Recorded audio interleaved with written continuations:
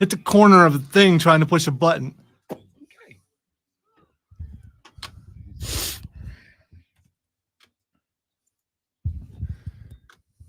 You playing hurt today, guy? Playing hurt today? I am now. Lon's over there shaking his hand around like he got into a fist fight when we were getting started. All right. There's real pain, which I'm well aware of. I'm feeling that right now in other places, but there are little metal pieces on either side of the buttons. If you just catch the edge of it when trying to push a button really fast, it hurts. Talking about hitting the buttons softer, more gently. Well, You gentle giant, you. yeah. Sometimes you forget you're supposed to push that thing. That's fair. That's fair. Ladies and gentlemen, boys and girls, children of all ages, welcome in. The Rob Brown Show is on your radio. It's the Fan Upstate. Happy Tuesday, dudes. Welcome in. Great to have you. I am Rob Brown, the great Malonzo on the other side of the metaphorical glass. Kinda. It's a little bit Friday. Kind of Friday. Well, it's your Friday. It's my Friday. It's like Super Friday. It's like Friday with a cape. Super Friday. Yeah, tomorrow's my Friday, but still, I mean, this is Friday for the show. Yeah, but you have to put up with me tomorrow on a Friday, which makes it a Super Friday for you. I'll go into the fortress all by myself. The Fortress of Nerditude. And close the door. I'm sure you'll be very sad. And put together some Award-winning amazing production for like 8 hours, and then I'll be on vacation. Super Friday. Although we also have a thing to do that we'll have to figure out how to do like tomorrow. An interview. Yeah. Yeah. Yeah. Yeah. Yeah. Do it the right way. We have a guest coming on. You be polite. Do it the right way. Wow, that counts, by the way. Yeah. I've already lost. 2-0. Yeah. LA Knight sitting down with us tomorrow, 11 a.m., and we'll have that interview when we get back in a week and a half. It'll be worth the wait. It'll be good. I may tease some clips out on social media here and there between here and the Monday we return. No, you won't. Unless you remember Sunday when you come back, you're kind of going to be busy. Yes, I am, but also I get married on Saturday. You know, we have plans Sunday through Sunday, right? But they're not like it's not like back to back. Chris Berman, back to back. All right, so apparently in your life things go exactly as planned. Just because you have an itinerary doesn't mean you're going to be able to hit every number there. That's true. Hey, I have a surprise for you. Dan Orlovsky told a dad joke on ESPN yesterday. Well, I understand it. Oh yeah. It's honestly, it's one of my favorite jokes I've ever heard. And it's a joke that I am going to be telling for a long time. And it's not dirty? No. Dad joke. Very clean. Wow. It is not only as of now, one of my favorite jokes, and a joke I'll be telling for the rest of my life, not just because it's great, but because it gives you the opportunity to be super extra when you tell the joke, Lonzo. When I clipped it just for you, I was going to save it for later in the show, but I can't. I'm too excited about it. Dan Orlovsky. Got a joke. All right. What type of coordination did Whitney Houston have? What type of coordination did Whitney Houston have? Hand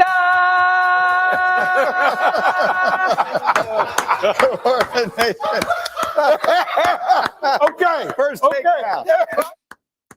That was good.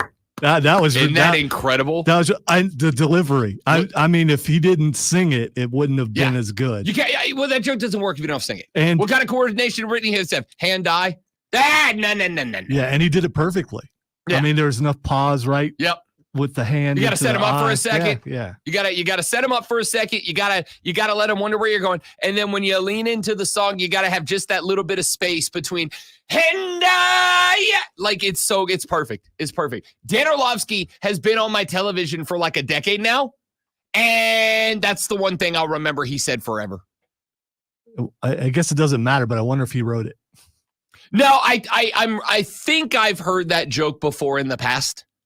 I think I've heard that joke told on the internet in the past, but I've always seen it written out. That's the first time I've ever seen it, or I guess I should say heard it. actually performed. He performed that joke. And I need you all to know, as I sat at the house last night, the lady friend and I we were doing our entrance music last night. Great one. We were doing our entrance music last night and putting together. I had to mix up some songs because we got like a choreographed. Oh, you a DJ entrance. now, huh? No, I've been a wedding DJ for like 2 decades now. But yes. So I had to I had to cut up some songs because I think I've told you guys, we're coming out to one song and then it's going to transition to another song. Then it's going to transition right into our first dance song, yada, yada, yada.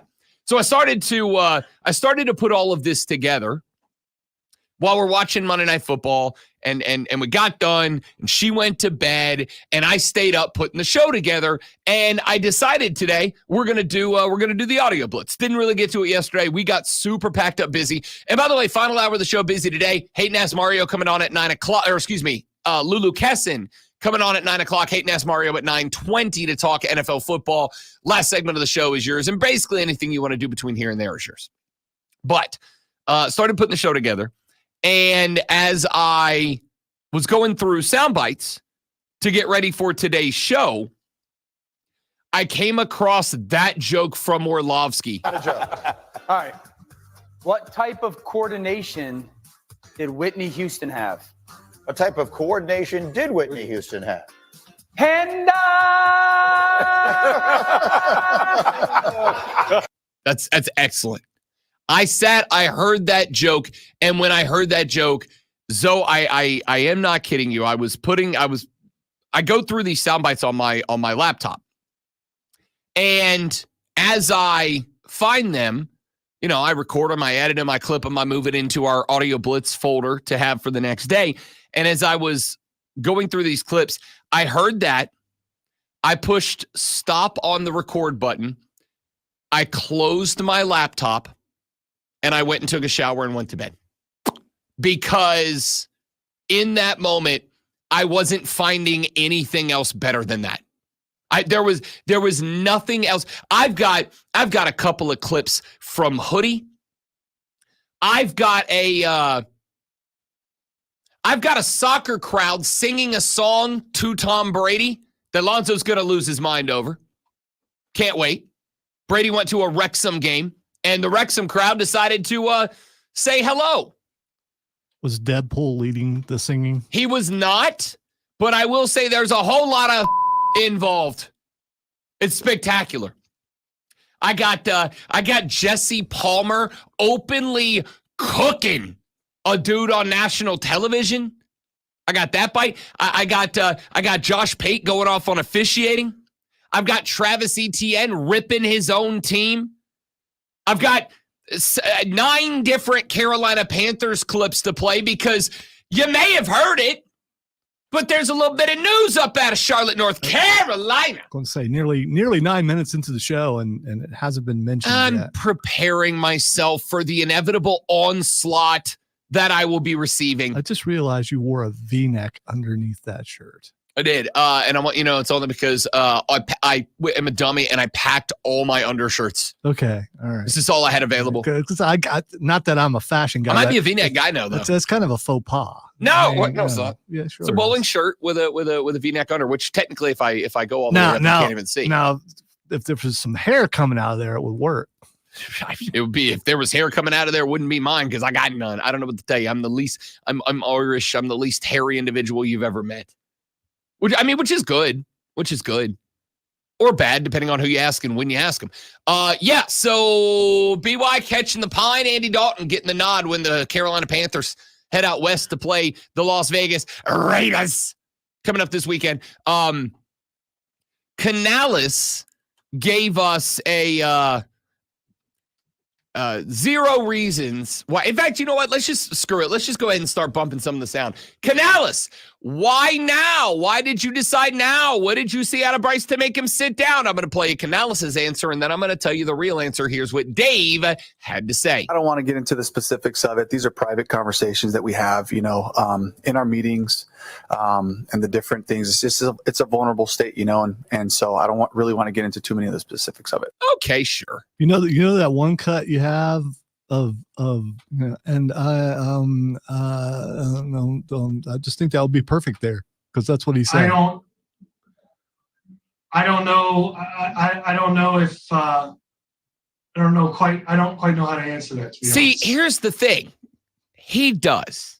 Do you want to know why Bryce Young's not playing this Sunday? I know the answer because I know ball. You want to know the answer? I can tell you the answer. He is not playing to protect the kid because he's nearly broken and you got a chance to fix him, set him down for a couple games, maybe even the rest of the season. Let Andy Dalton take all the hits and everything while he gets better. That is 100% a part of it. 100% a part of it. Not the primary reason. Did you see the Mina Kimes thing that I say? No, You did- I you love did- Mina. you did. I adore Mina. I sent you a bunch of more sound this morning, Yay! but you just I mean That's it. it's safe to play, by the way. Yay! Are you sure? No. All right, let's see. I'll come to that in a minute. Let me finish my thought here, and then we'll get Mina and get Mina's thoughts. It in has here. to do with the Panthers, by the way. Oh, for sure. Yeah. For sure. There is one reason. There is one reason that Bryce Young's not playing. Yes, it absolutely does have to do with the fact that Bryce is, I'm not going to say broken, but he's not good. He's not good. He's well on his way to broken. Well, Zach on the stream also has a point. He's 2-16 as a starter. Again, this is why. Zach, I'm going to hand you the Taylor Swift heart hands emoji before I say what I'm about to say. Wow, Steven comparing him to Chris Winkie. Wow. Woof. When you get some Winkie comparisons. Woof. I'm going to hit you, Zach, with the heart hands emoji because I love you. Does it have to be over a certain eye when you do that? No, it's like an anime thing. Oh, okay. Like you Zach, know. You're not wrong. He is 2-16. Wins and losses are not a quarterback stat. They're a team stat. Okay? They're not a quarterback stat. I don't know how many times I got to scream. I don't even scream it anymore. Now I just do the angry whisper. Yeah, ask Saquon Barkley about that. Not a quarterback stat. Right. You hang that loss on Jalen Hurts last night? We're fist fighting. All right?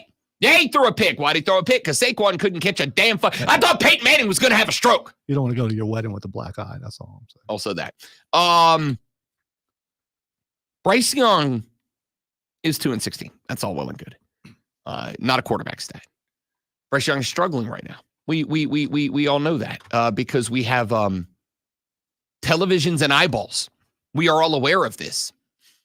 That's not the reason that Bryce Young's not starting. Bryce Young's not starting for one reason.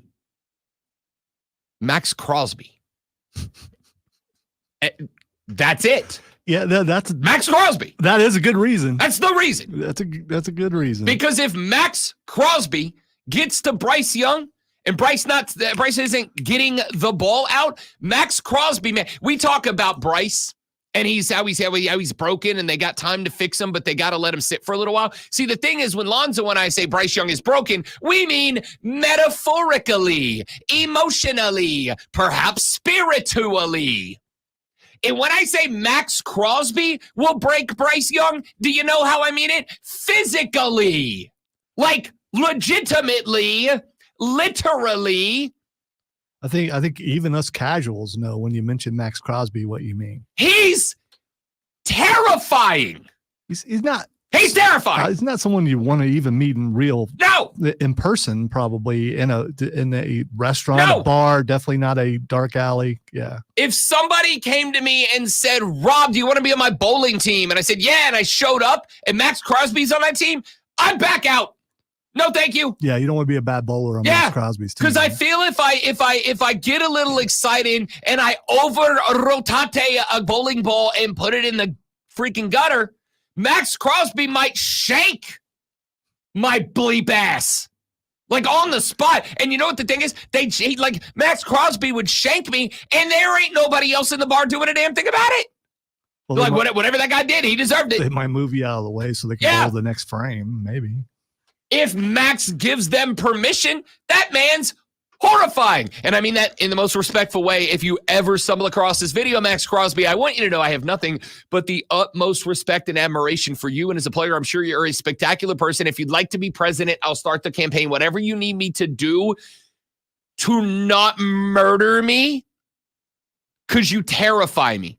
You terrify me as a person. When I talk about you, my internal body temperature drops out of fear. I wonder what future Hall of Famer, that guy in New Orleans thinks about Max Crosby. Derek Carr ain't afraid of damn nobody. Well, he Nobody. actually was on that team, so I guess, yeah, he would know him well. He would. And they do play each other eventually. Got to run to our break, but I do want to hear. Before we do what Mina Kimes has to say. Oh, I don't like this. I don't like. It's not that I don't like. I adore Mina Kimes. Mina Kimes is maybe my favorite NFL talking head. What I don't love is the way that when I said, let's hear what Mina Kimes had to say, Lonzo leaned over, put his elbow on desk, put his chin on elbow or on wrist, and just looked at me like, oh, you will not enjoy this. I underestimated how big of an impact his height would have on his play. And watching the tape, it shows up. Yeah. Now, that's not to say he can't play quarterback in the league. It's going to have to look very different. And obviously, there are smaller quarterbacks, Kyler's balling out, Sure. who have very different qualities in terms of their mobility and arm strength. But that, to me, was a factor that I, hand up, truly Overlooked. underestimated. Sure. Okay.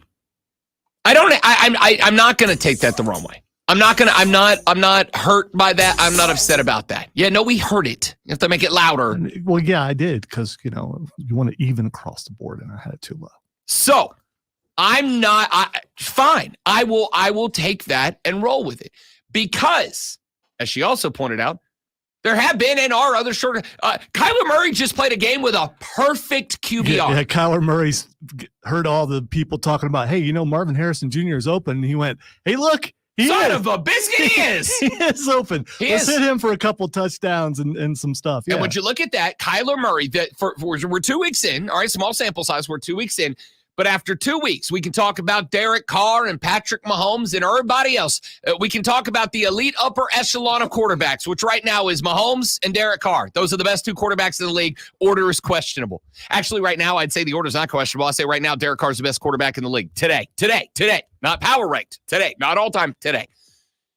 I found that disrespectful, but go ahead. Am I wrong? Today. He's outperformed every other quarterback in the league. You're Mr. Stats guy, so you probably know something I don't know.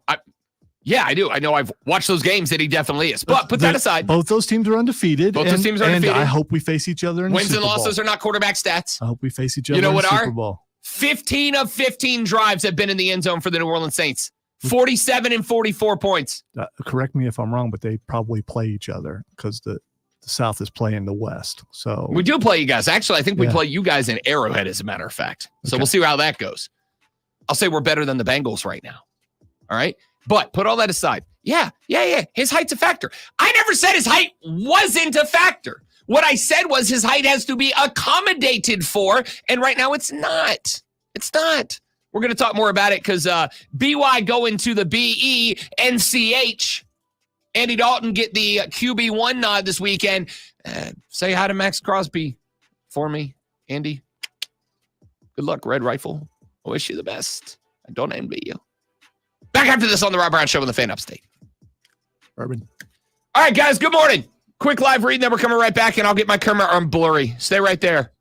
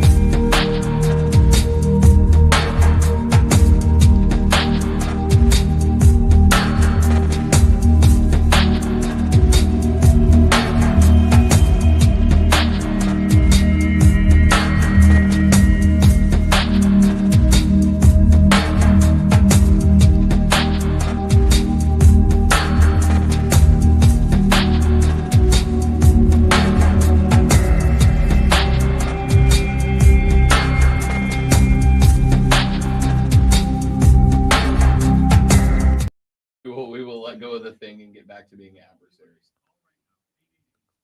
Awful Announcing posted that 20 hours ago too, the hand-eye thing. Now I'm seeing the reactions of the people. It's really funny. Yes. It's really funny.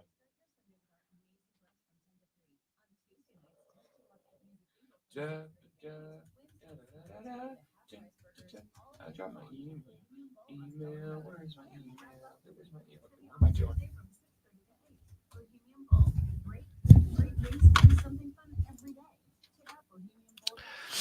See, I get what you're saying, Gregory. But at the same time, I don't think it's going to happen. What if Andy Dalton comes in and wins a game? I mean, that's it could happen. He's an experienced veteran. Yes, he's old. He's 36, which is like the too old to be a quarterback unless you're Aaron Rodgers or Tom Brady. Mm-hmm.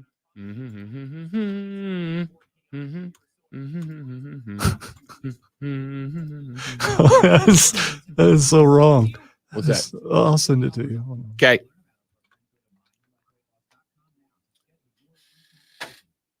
All right, I send it to you.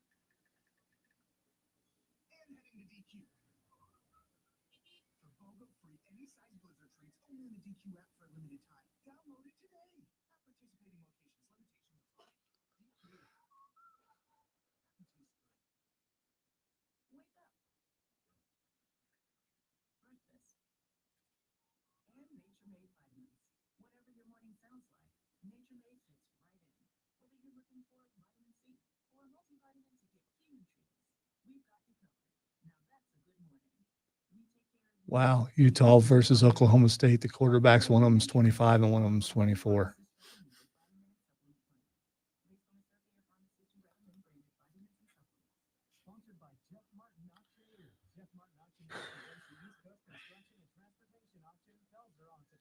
Quarterback for Utah looks like a variant of Tony Stark. Cam Rising? Yeah. Yeah.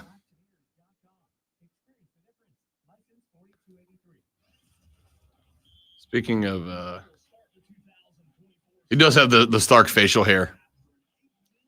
Well, the expression they threw up there too. It's like if Tony Stark played football, this is what he would look like.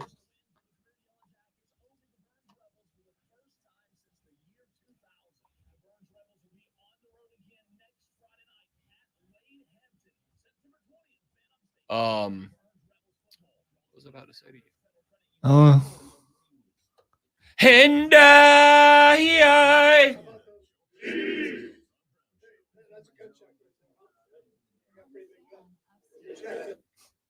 Jason's still my favorite Kelsey.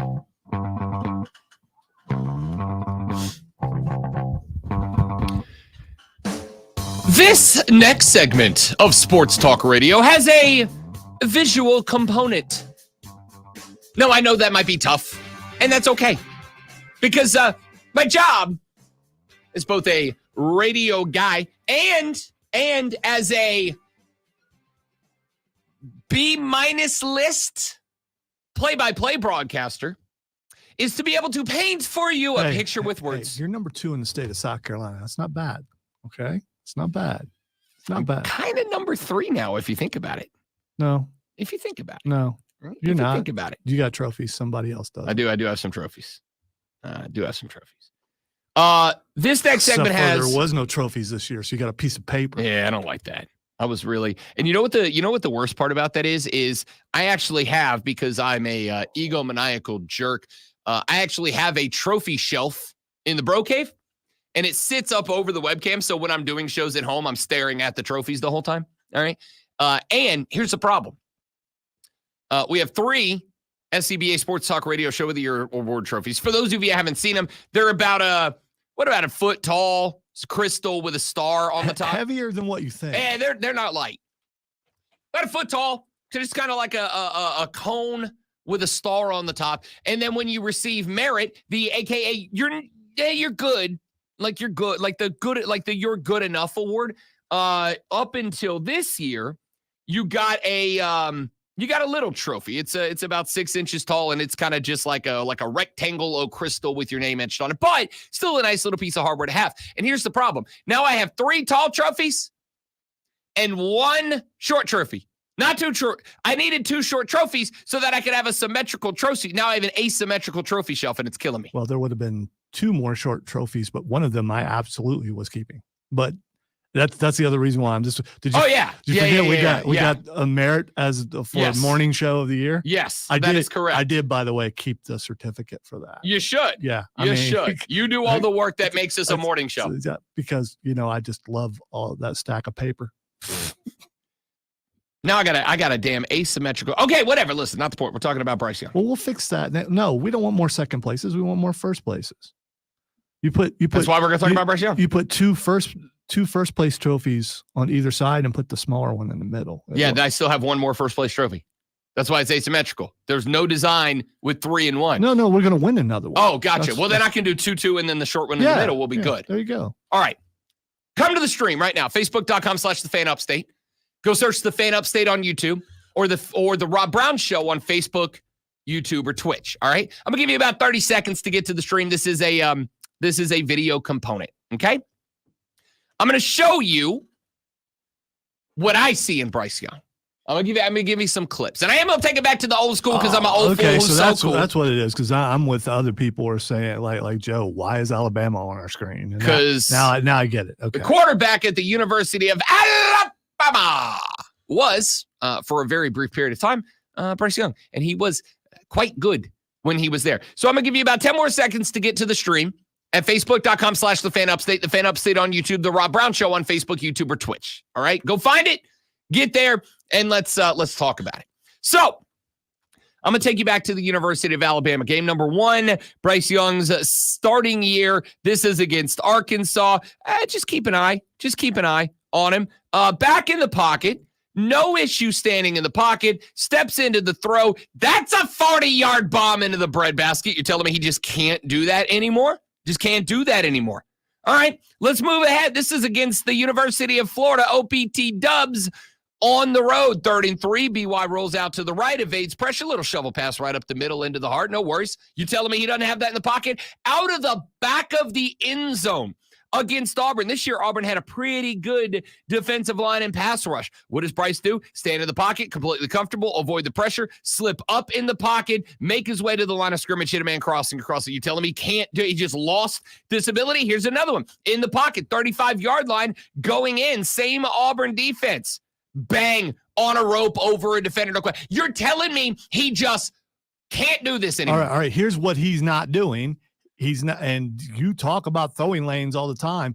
In these videos, he found them, whether it's stepping up where no one's in front of him where he could see, or there are lanes set up with the blocking so he could see through. That's not happening in the NFL. He found them, or they just exist here.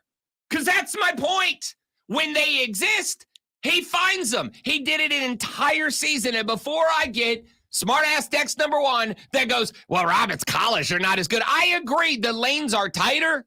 They're harder to find. They're harder to throw into. You got to be better, more accurate, more precise, etc. But the point here is look at the one I just played against Auburn. Watch this ball that he drops from 35 yards out on a dime over defenders.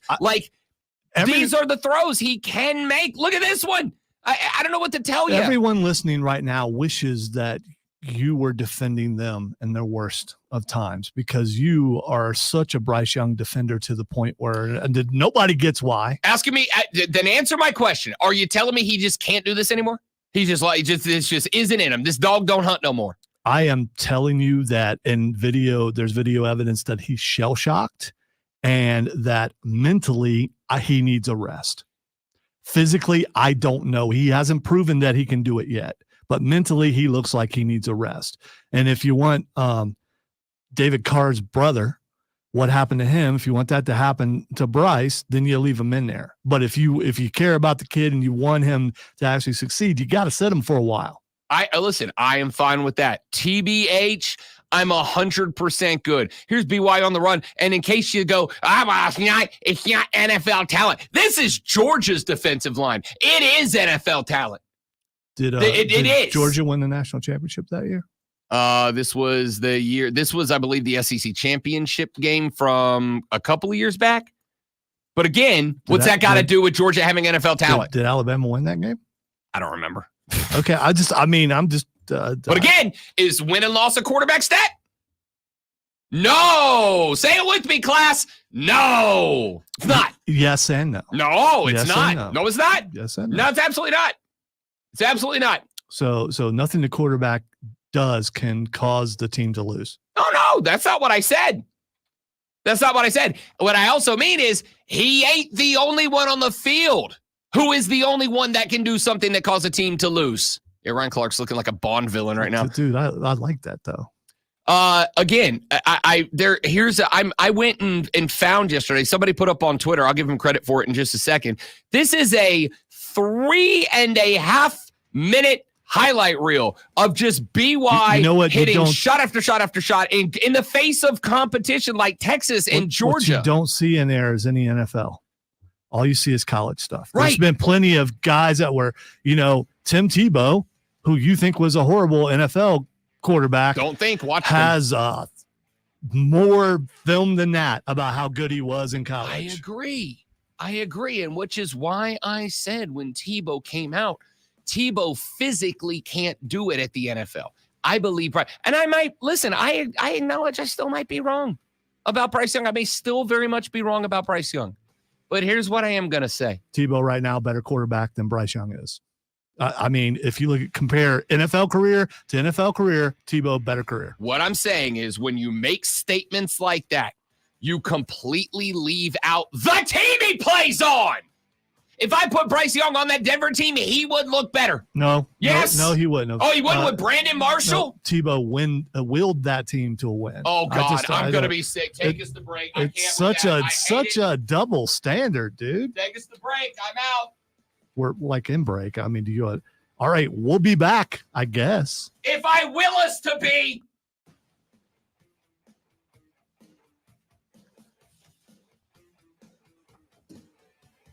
Oh, omnipotent one, will you will us to come back from break?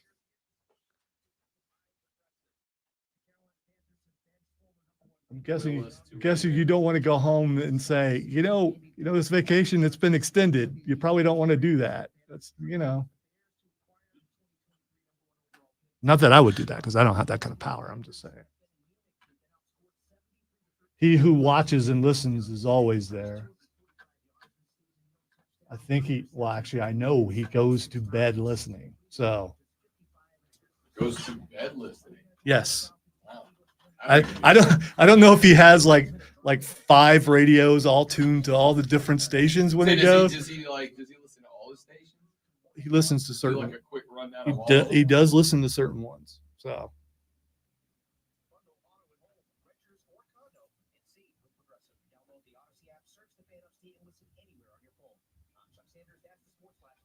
So yesterday. don't you be throwing no old Yeller comparisons out there, dude. Come on, Trey.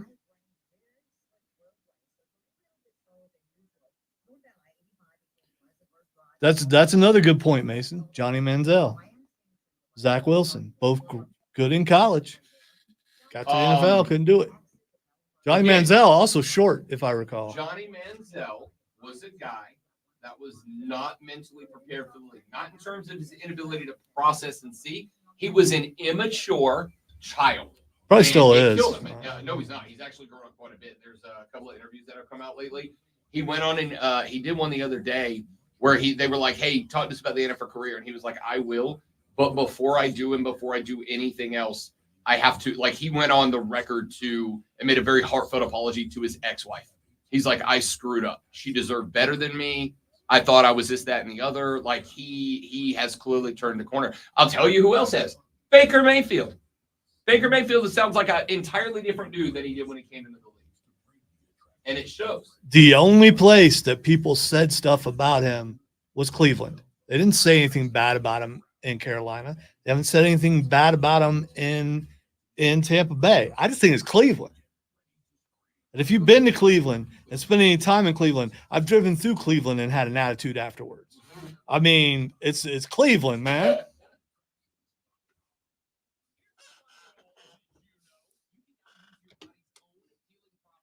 But again, if I'm gonna save it. We got one more discussion for it when we come back.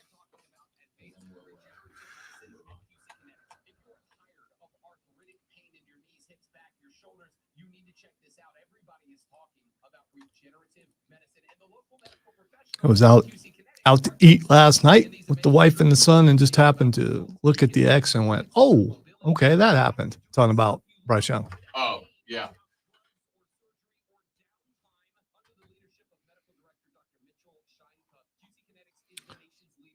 By the way, wings at Outback are, I know you're thinking, why would you go there and have wings? They are really good.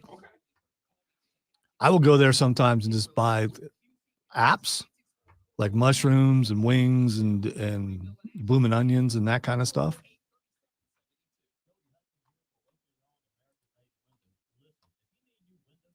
And cheesy fries, like big old thing of cheesy fries. So I have like 4 wings and cheesy fries left over that I'm going to have when I go home. I'm actually looking forward to going home so I can have that. So if we could speed this along. I haven't figured out time control yet, but I am working on it. Wait. By the way, Trey, no, I'm not. And he's not done yet. I hope that he gets it right and is the quarterback that Nicole thought he was.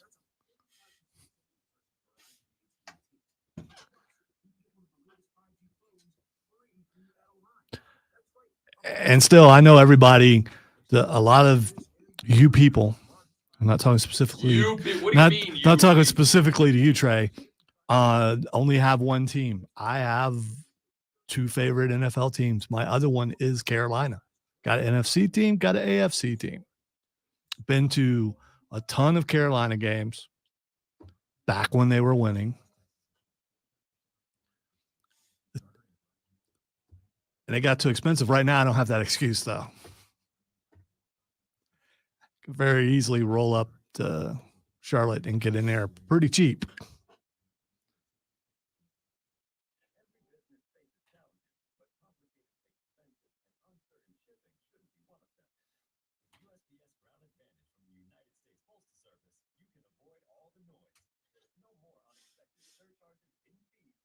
It is warm in here, man.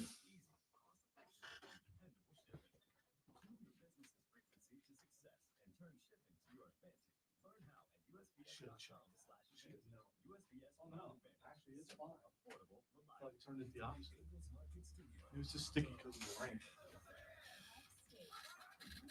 Or maybe it's just me.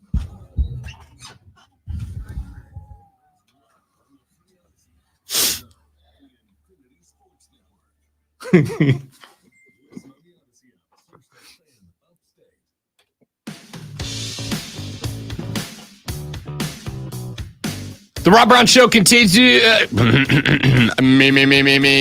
The Rob Brown Show continues. It is the Fan of State. Welcome back, ladies and gentlemen. Rob with the Great Malonzo with you.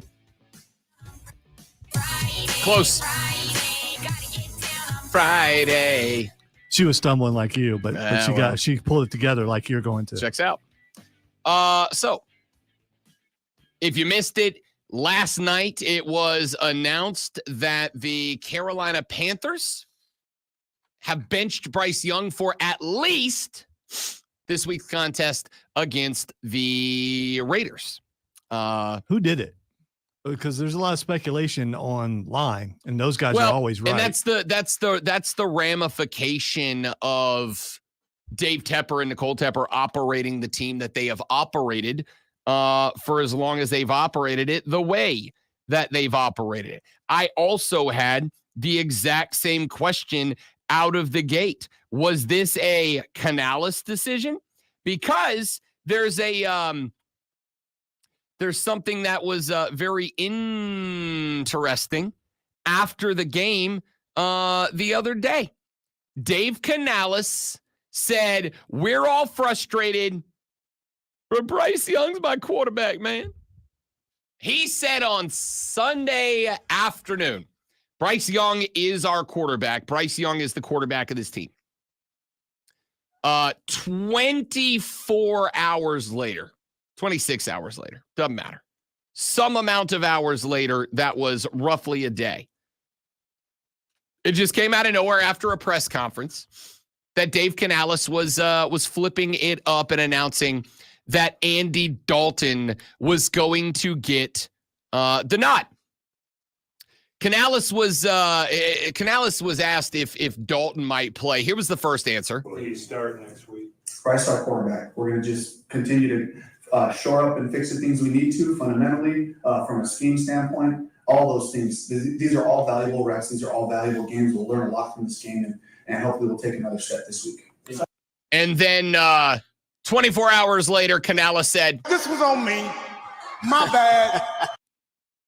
And they're going the other way. So I know who Canales reminds me of now. R-Truth.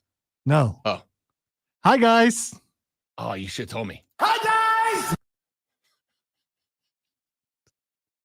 Doesn't he have? Damn it, Lonzo. He has. He has learning tree energy. Damn doesn't it, he? Lonzo. Yesterday, here I'll tell you what. Here is the first minute of the press conference where Canales said that they're moving on to AD. As we go into Las Vegas to play the Raiders, sitting Bryce down here, after yesterday, just went home, watched the film, had some conversations with coaches, with Dan Brandt.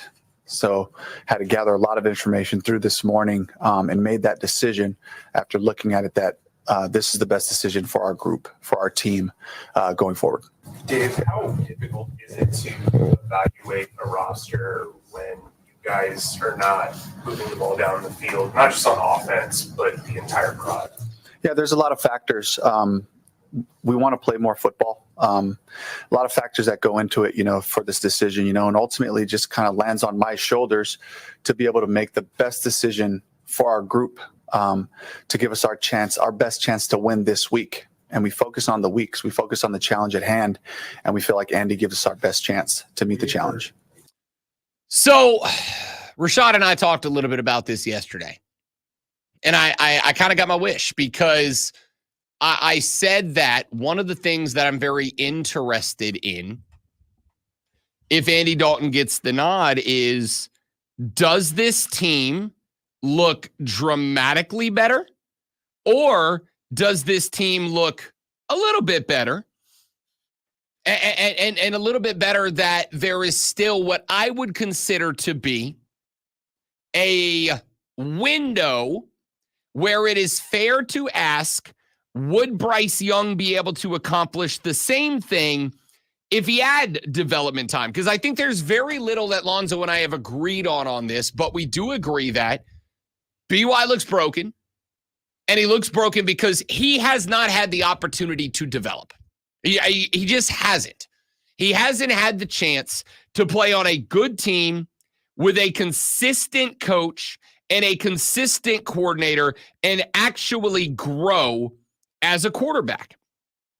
And so it makes all the sense in the world that he'd be struggling. So I'm going to say this.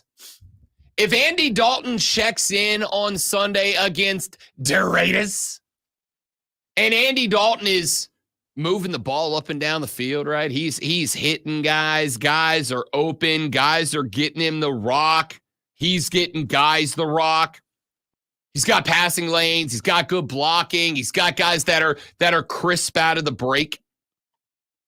If these things happen and Andy Dalton comes in there and looks like a whiz kid against the Raiders in the face of a pretty good pass rush, even if that team day, the Raiders did win this weekend, by the way. Yeah, that was kind of an upset. Yeah, kind of an upset.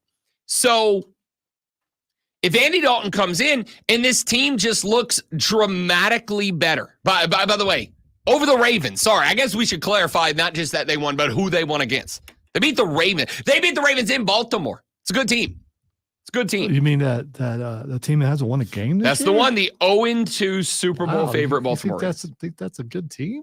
Yeah, I do. I think they'll lay it down on Dallas this I weekend. think wins matter. I don't know. What if they go 0-3?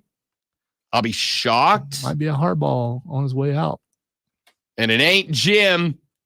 So if Andy Dalton comes in and this team looks, competent, mediocre, mid, as the kids say. If this team looks what if mid, they actually win?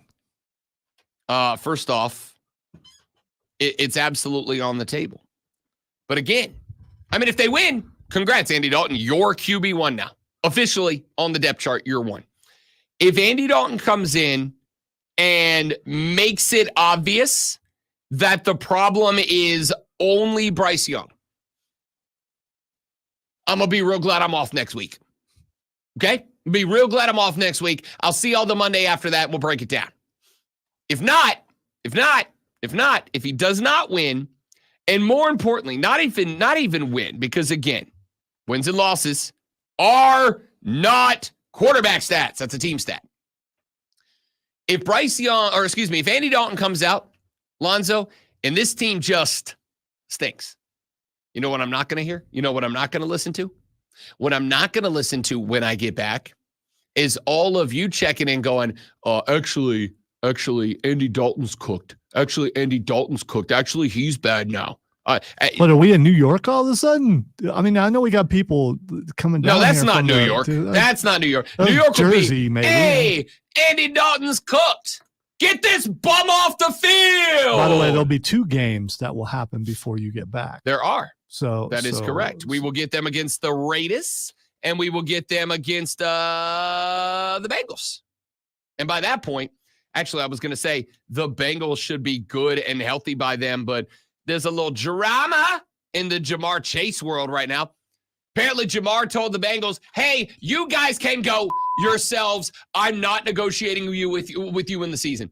You lied to me.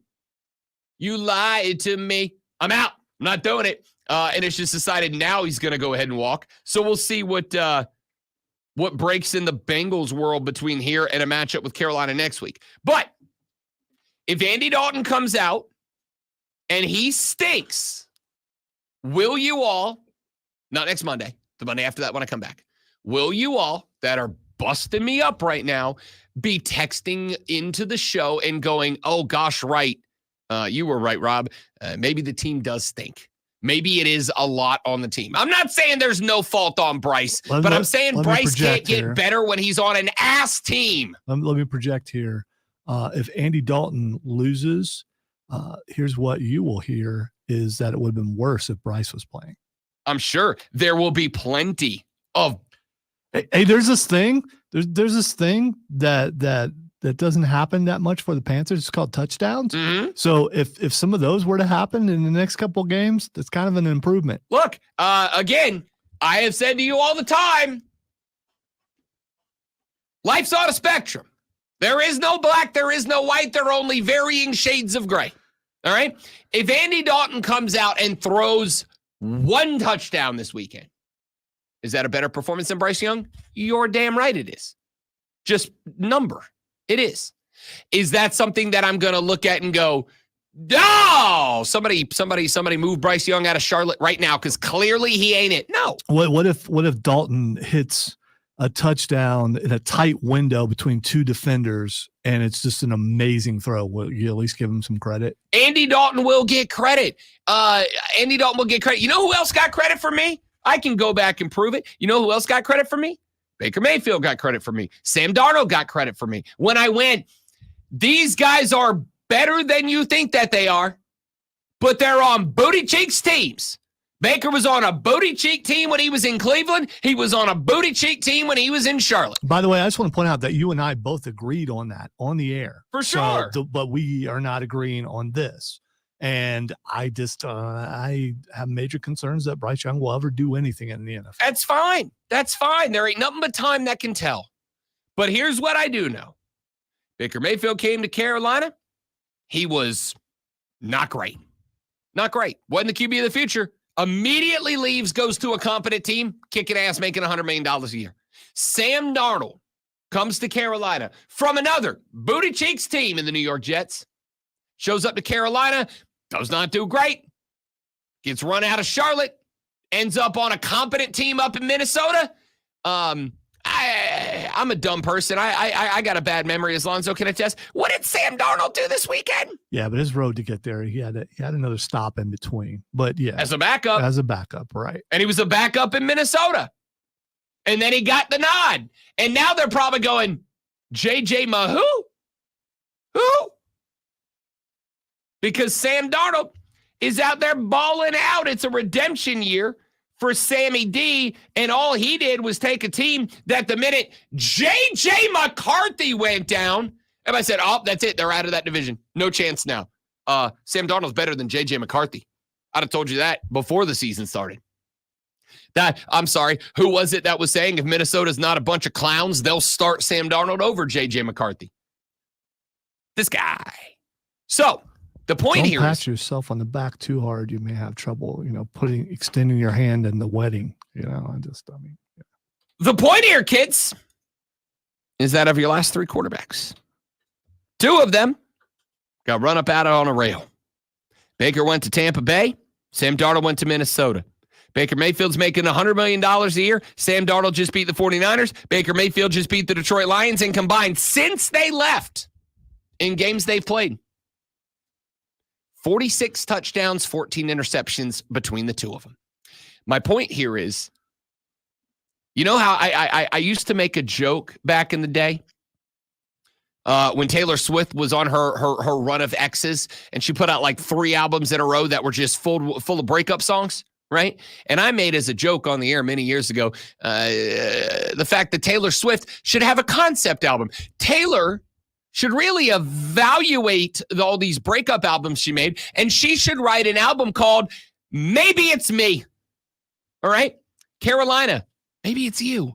Maybe it's you, because you keep having quarterbacks that leave you, go somewhere else, and are being wildly successful. So, what's more likely? That Sam Darnold and Baker Mayfield left Carolina and then just miraculously, suddenly, became quarterbacks that could beat Detroit and San Francisco on the road and throw 46 and 14 touchdown to interception ratio and make $100 million contracts. Or maybe when they were in Charlotte, the franchise sucked around them and you just let them fester. And if those two things, two quarterbacks, are a reality, do you want to know what I hope? Here's what I hope. And then I'm going to shut up so we can go to break. Here's what I hope. If you guys ruin this cat, and you don't give him a chance, and you don't continue to build this team, and you just let it fester, you know what I hope against hope? I hope he leaves, and I hope he goes somewhere else, and I hope he kicks your ass. That's what I hope. I don't root against Carolina. Never have. Never have. Even when I was just a rival, not a radio guy, I didn't root against you because I like your team. I respect your team. But if you run this kid out of town on a rail before you ever give him a chance on a decent football team, I hope he goes somewhere and he makes you hurt. Lonzo is the best at sport flashes. I got nothing. Anyone else hear Rob sound like Fire Marshal Bill? Wow. Maybe it's just me. Kirk Cousins led his Atlanta Falcons to victory over the Philadelphia Eagles 22-21 last night with a game-winning drive in the waning moments of Monday. Cousins was 5 of 6 for 70 yards on the final drive and 20 of 29 for 241 and 2 touchdowns in the game. Bijan Robinson led all rushers with 97 yards on 14 carries. You should have seen how Rob actually wrote that. Former South Carolina Gamecocks and current San Francisco 49er Deebo Samuel will join running back Christian McCaffrey on the unavailable list, though he will not be added to the official injured list, according to head coach Kyle Shanahan. Also, Shanahan. And Shanana. Tune in this Saturday at 4:30 as the Furman Paladins take on the William and Mary Tribe. It's Furman versus William and Mary right here on your home for Paladins football. It is us, the Fan, Upstate.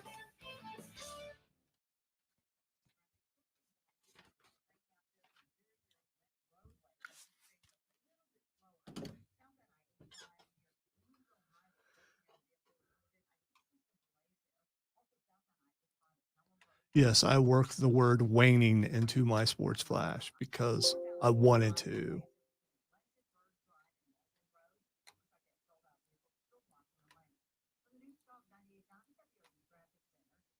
I have to look up more words in the dictionary. or the thesaurus.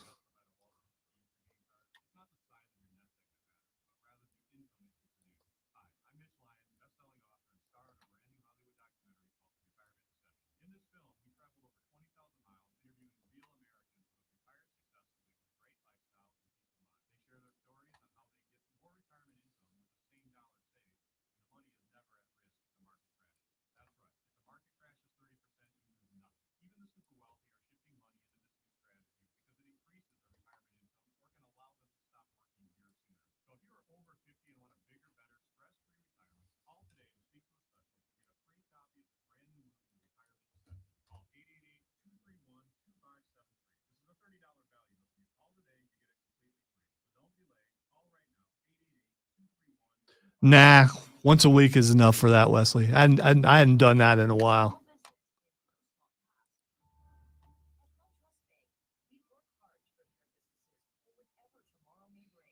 Something like that, you only pull it out of the arsenal every once in a while, just to, liven things up. It's already live today. We don't need that.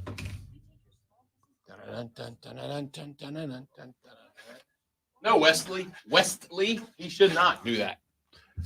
Or anything like it. No feet should be on desk anywhere unless you work at home by yourself in a home office. So you're saying when you're at home that you put your feet up on your desk? No, I do not. Okay, well, you just said it was Don't okay. put them on a coffee table. Don't put them on a regular table.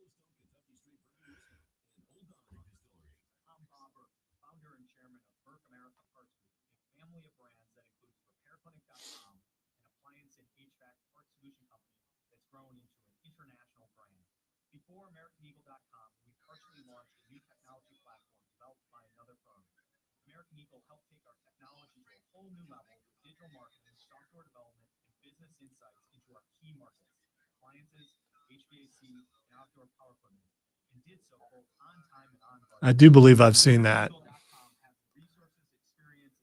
I do believe. I've been in the South too long.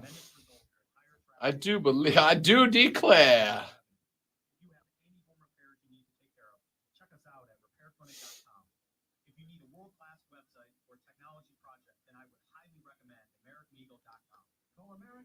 At 773 Network. That's AmericanEagle.com, 773 Network. The Fan. Upstate. WYRD Greenville. WORD Spartanburg. WFBC HD Greenville. W249DL Greenville. W246CB Spartanburg.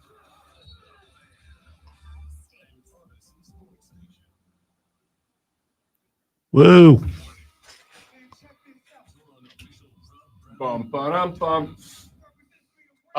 Wesley, we are not driving away. We are actually staying where the reception is. So we will be doing our farewell and going straight into our room. Didn't need all those details.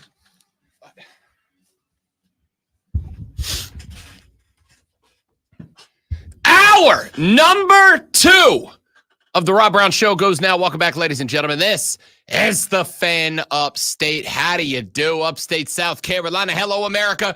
What up, world? Great to be with you. Happy Tuesday. Hope all is well. Except for Wesley and Trey. I hope you both stub your toe. Yeah, you guys are being brutal. You guys are being weird. I mean, you should be congratulatory because Rob is getting married, and this is the last day you're going to see him or hear from him for a while. And don't, try to be nice. I know it's difficult. I'm struggling with it. Welcome to the internet. Everybody's a terrible person. By the way, both of you guys are valued members of the Armada and not terrible people. For sure. For sure. You're just pretending to be right now on the internet. Stop doing that. All right. Be a better person. All right, I changed my mind now. He called you guys out. He just full throttle. Okay, you're joining them. All right. We have got a lot to get to, a lot to talk about. Coming up at 9 o'clock this morning, Lulu Kesson from the Greenville News covers the South Carolina Gamecocks. She'll join us, give us her thoughts on the South Carolina LSU game from this weekend and what she would like to see out of this team. Oh, what she would like to see out of USC on the BYE. It was right there. I almost blew right past it. What's the BYE? The bye week. Oh, The bye week. I didn't realize it was a bye. It is a bye. Okay. Off this week, Akron out of the gate after that. And then they go into the meat and potatoes of the SEC season after that. They've got, 4 consecutive top 25 games, and I think 6 of them left. No, I'm lying to you. It's Akron this week, then the bye week. Got it backwards. That's on me. Okay. All yeah, right. they got Akron. All right. I assume Robbie Ashford will start. Lenora Sellers will then get the benefit of the Akron week off and the bye week off. Then October 5th, Ole Miss, number 5, Alabama, number 4, Oklahoma, number 15, A&M, number 25. Then they're at Vandy. By the way, Vandy, the team that beat Virginia Tech, turned around and lost to an FCS team in Georgia Southern last week. Then they're against number 7, Mizzou, who I think is the most overrated team in the country.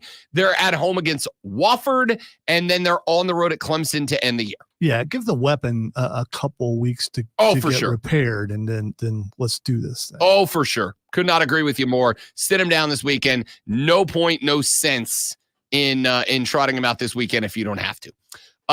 So we got a lot to talk about. Lulu Kesson, as we mentioned, 9 o'clock. Hayden Ask Mario at 9:20 to talk some NFL football with us. That's coming up very shortly. Whatever else you guys want to get to, it's up to you. As Lonzo pointed out, I am out tomorrow until the 30th of September. We are. Well, I mean, I know. I get. I mean, I get the whole thing that you just think about you, but it's we because some of them might be tuning in for me. They could be a couple people maybe. So do the show. Maybe 3. I'm not good enough, and that's not my fault. Some of us are blessed with talent, and some of us are not. I mean, I wasn't, but I'm gonna take it. I'm gonna keep pretending as long as they pay me to. You're doing an award-winning job. That's also true. You're not wrong. I just that. pushed the buttons. So if you want in, now's the time to get in. I will be gone. We will be gone. Plus, I'm on vacation too, so it is a we thing. Yeah, I realize that now. I remember that now. Or like the 10,000 times that I've told you that I'm on vacation too. I get you should be self-centered because of what you're about to do. It's a big step. It's an amazing thing. It's a wonderful feeling, and it should be all about you. And I apologize for throwing myself in there. We sat last night. Last night was pick the music night. Well, we almost got divorced before we got married. Just pick it. It wasn't that bad. I'm being dramatic. It wasn't that bad. I am going to tell you. I'll say you're going to talk that way. Maybe you need to leave a little bit earlier. I am going to tell you. I think what we have hit, Zoe, and those of you who have been married, I'm sure understand this. We have hit the stress is real level of the whole thing. We have hit the it's because now it's not just real, but even though there obviously has always been a deadline, the deadline is 4 days from now. And so when you're having to make these decisions, because now you have to make decisions, you got to make the decisions quickly, and you don't have time to make the decision and let it stew for a couple of days. All right, I'm going to go with you're the reason why it's last second that you procrastinate. No things. I'm just saying it's definitely for the aspects that we were dealing with last night is definitely a we thing, right? We had a conversation with our DJ. We're doing half the reception is the band, half's the DJ, and we had our phone call to discuss how everything was going to flow with the DJ last week. DJ! Correct. We had our conversation with the DJ last week, and yet he sent us, a little sheet, and it's fill out the songs you know you want for like, you know, Like a playlist. yeah. Okay. What's the family members walking out to during the ceremony? What's the bride walking out to? What's the groom coming out to? Who's this? Who's that? Whatever. We went with he sent us over a sheet to fill out with what we wanted played and when. And then he's like, send me a list of songs you know you have to have played at your reception and songs that you absolutely do not want played at your reception. Songs that you will not have at your reception so I can build the list. I'm like, great. And so we got that form to fill out on Sunday night. And I brought it up Monday. I'm like, hey, we gotta come up with this, right? We got to think about this. And so we said, all right, Tuesday night, Monday night, tomorrow night, Monday night, we'll sit down, we'll fill this whole thing out. So it got to be last night, went home yesterday, kind of packing up, organizing, making sure we got everything. Because like I said, my nightmare is that we get down there and they go, where's the ring? And I go, on the kitchen countertop in Greenville. And we got a big problem, right? So it's like going over this checklist over and over. She goes, have you thought about what you want? And she went, I haven't thought about this at all today. Neither have I. And we got to have them we got to have it to them tonight. So last night turned into trying to have like these deep conversations about, you know, what do we want our family members to walk out to? And what are you going to walk? And what do I want to walk out to? And what songs are we going to have playing during the pre-ceremony when everybody's standing around waiting for us? And what are we going to have when we walk down, blah, blah, blah, blah, blah.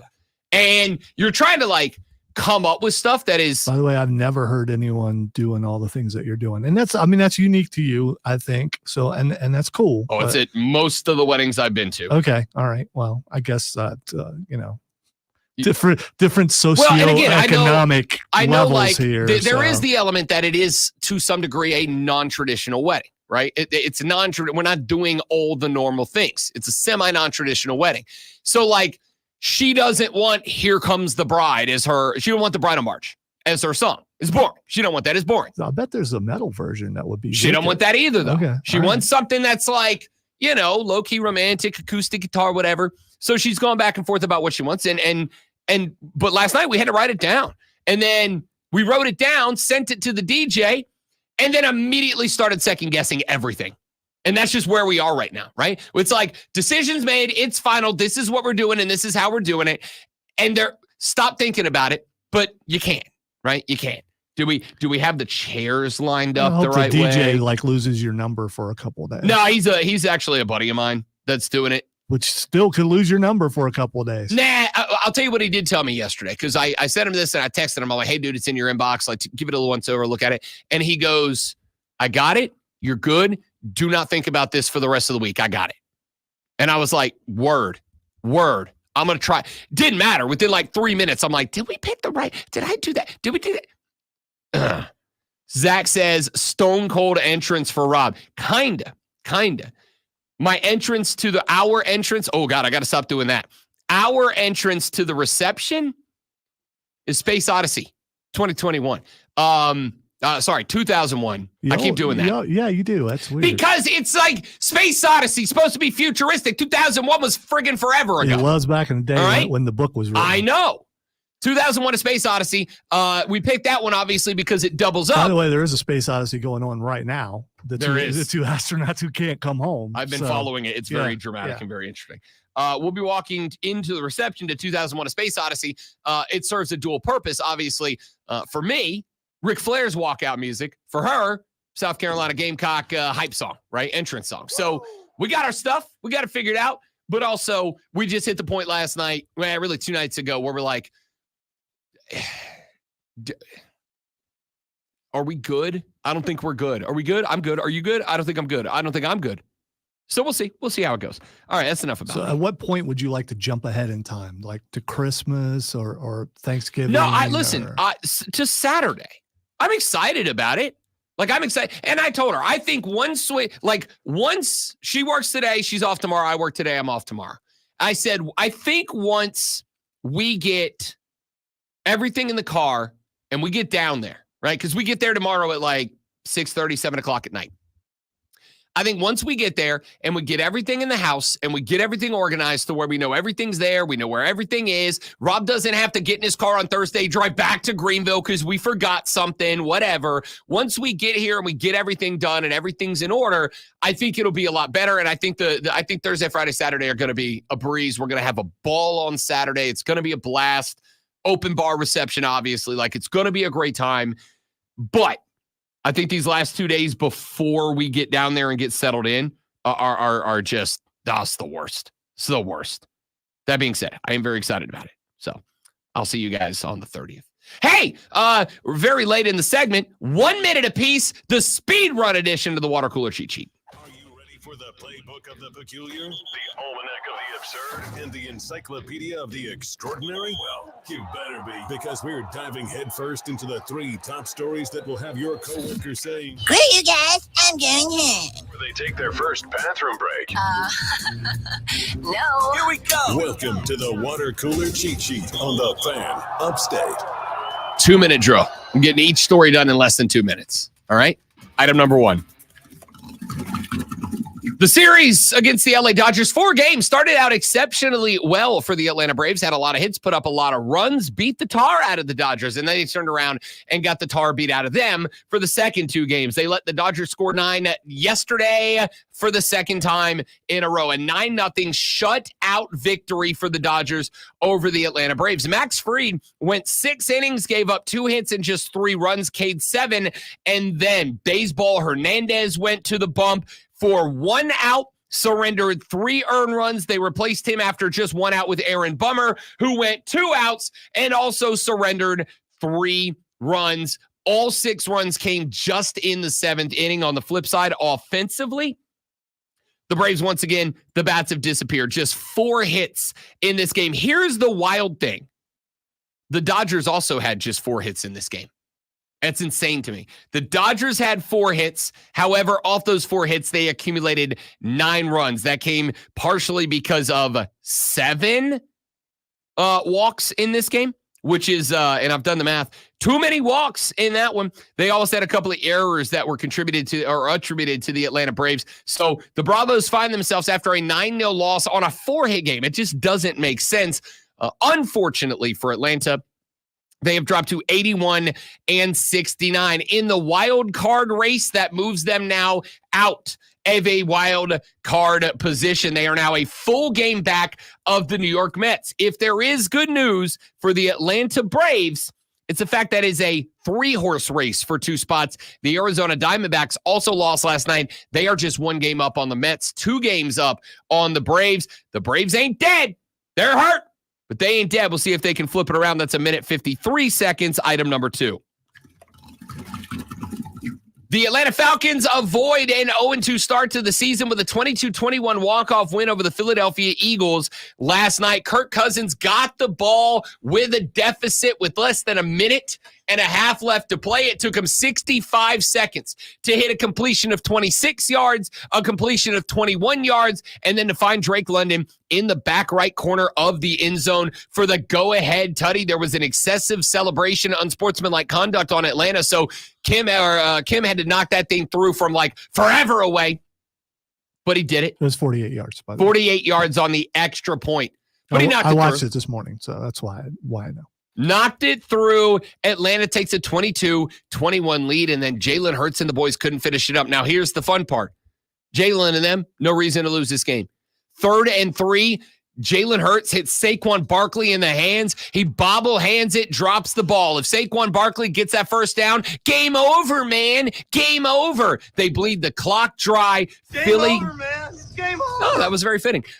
Philly goes to 2-0. Atlanta goes to 0-2 instead. Kirk Cousins got the ball back with brass rocks time, and he drove him the length of the field, popped it into the end zone, finished the night 20 of 29 for 241 and 2 touchdowns. Bijan Robinson was good. 14 carries, 97 yards, average almost 7 yards per carry in this one. Saquon had another night. 95 yards on 22 carries. Could not score, though. Jalen Hurts, 22 of 30 for $183, 1 touchdown, and 1 interception. Atlanta improves to 1-1 after a Monday Night Football victory. Kirk Cousins' 4th Monday Night Football victory in 17 tries. A minute 49, item number 3.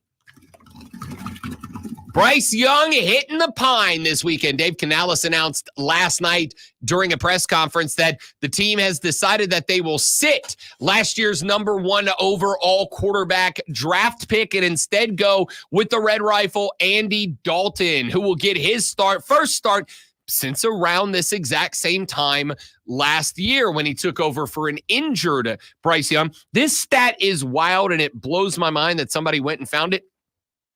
Bryce Young is the first number 1 overall draft pick to be benched within his first 2 seasons for non-injury related purposes in the modern draft era.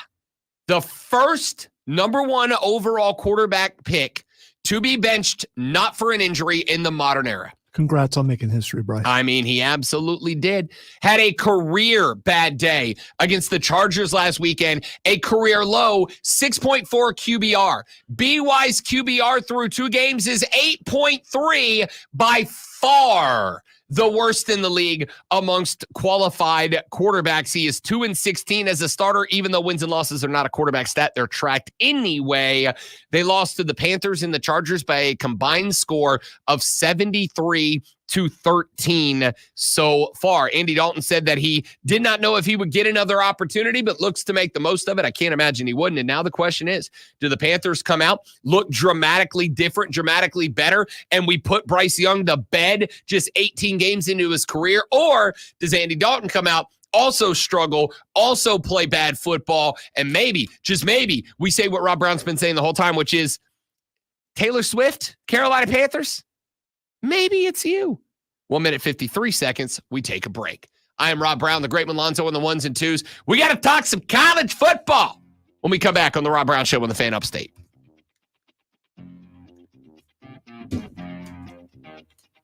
Thank you, Zach. That's very kind of you. Appreciate it, buddy.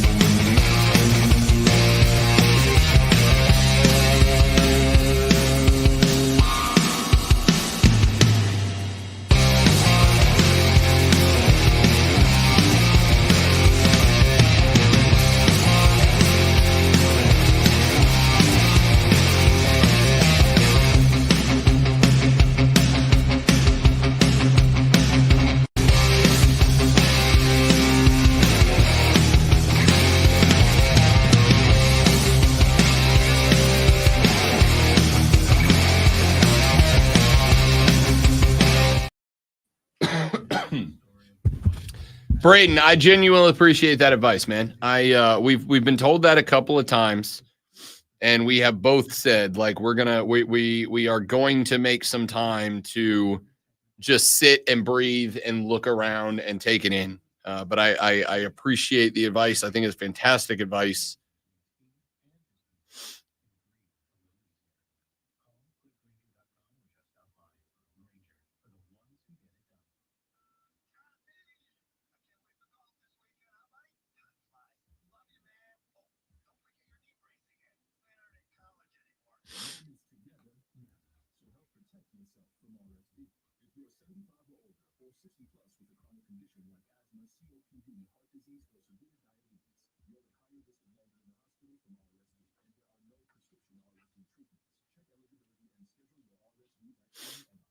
Our photographer told us that one of the things that she will do is she will, at some point during the reception, she will pull us off to the side to take a photo, but really it's just to give us a second to kind of stand off to the side of the reception and look at it and just watch it and appreciate it.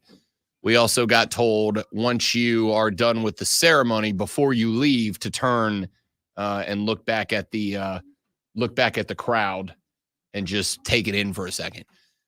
The number one thing that the fiance has asked for is, I'm going to sit down and I'm going to eat. I'm not, because the one thing that we have heard more than anything else, we didn't get to eat, and that's what all the food was gone, and so we didn't eat till later. Yep. At the hotel room, because we couldn't go on the honeymoon. Yep. We ordered pizza. Yep. I mean, because everyone we have talked to has said, no matter what happens, make sure you cut out some time to sit down and eat. Especially if you're paying for all that food. Exactly. You'd like to enjoy some of it, probably. Exactly. Thank you, William. Appreciate you, buddy. Yeah, we're going to take about a 15-minute break to just go sit in the room and enjoy before we come out. We'll hang out, we'll do our dances, and then we're eating. So obviously there is a lot of discussion still ongoing about the South Carolina LSU game. And I think it's very fair to talk about. I put up a tweet earlier this week, and that tweet said, I'm not one of these guys that gets dramatic. Oh, hey, put a skirt on them. If you can't hit them, well, let's just play flag football. Football's still a very, very violent sport. Why does that guy sound like he's from the 30s? Because you went way back. That's my default. You sound like an old guy yelling, "Get off my lawn" voice. That's not how every "get off my lawn" guy sounds, but in my head they do. So that's the kind of tone to me that comes across. And because of that, I put up a tweet. I said, I'm not a put skirts on them guy, but LSU's quarterback, Garrett Nussmeier, was absolutely making a run at the ball carrier well after the pick. And after looking at the hit a few dozen times, this absolutely should not have been called active defender, and the hit was all shoulder. Hashtag Gamecocks got screwed. And I put up a still from the hit. I put it on the stream yesterday. If you want to see it, go to my Twitter page, twitter.com/The Rob Brown Show. Put it on my Twitter page, and it is very obvious that the hit came palms of the hand to the shoulder. Now, the only argument is, was it a blindside block? And I am going to say, I think blindside blocks are something that are very hard to legislate. I think they're super subjective. And I think that, again, the one goal of every sports officiating outlet, rulemaking committee, should always be to remove as much subjectivity as is possible from the officiating of a game. I do not want referees ever to be forced to make a decision about whether or not to throw a flag or blow a whistle or hand out a card based on subjectivity. I understand that to some degree it's unavoidable. There are just always going to be things in sports where a referee is going to have to utilize his discretion, which is why I have said I am very pro robo-umps, but I also don't want to take the referees off the field because there are just going to be spots where subjectivity is required, okay? I'm not the only one who has been saying officiating is starting to hurt, not just sports, but specific sports individually, college football being one of them. CBS's Josh Pate. College football is the greatest sport on the face of the earth. I love it. I will fight for it. It is a multi-billion-dollar sport with the most nickel and dime officiating arm that you could ever imagine. We are so far behind on accountability and standard of officiating. I'm not saying these are bad people. In fact, I don't even think they're doing the wrong thing. I think they've been put in a no-win position as well. Because I will guarantee you, after what happened with Tua the other night, I will guarantee you there were Friday conference calls with those league offices, and those league offices talked to their officiating crews, and they just flat out told them, guys, there are eyes on us that aren't normally on us. We have got to enforce stuff. We've got to make it abundantly clear we're protecting the players. Well, you're not. You're just screwing the players because there were games decided. There were outcomes decided on some of these calls yesterday. And imagine being these coaches. You only get 12 of these games. Like I said, it's not like game 3 of a 4-game set, Braves Reds in mid-July, and bang, bang, call at third base goes against us. We'll get them tomorrow. You get 12 of these games. There is no more LSU South Carolina. Like, that's it. And so Shane Beamer's got to sit there, get his team ready, build up the entire fan base, place is on fire. You're up 17-0. It's a dogfight in the fourth quarter, and that garbage decides the game in all likelihood. And then you're going to get fined by the league office if you tell the truth. And so what's your recourse? Your recourse is, well, you file a bunch of grievances. Best case scenario, the league office says what they should all the time, which is our officials screwed up. And, but by the way, we can't change the outcome of the game. So you still lose, but here we'll stroke you on the cheek and say, we messed up. What do you tell the players? Yeah, that's it. That's it. And that is why I have always argued the goal should be taking as much subjectivity out of the game as is possible. And I do think, I want to be very clear. I've told you guys in the past, Jason Autry, who is the official that was the referee that was in charge of that crew on Saturday, I worked with him for a year and a half. I worked for him. Well, not for him. I worked with him alongside him for about a year and a half.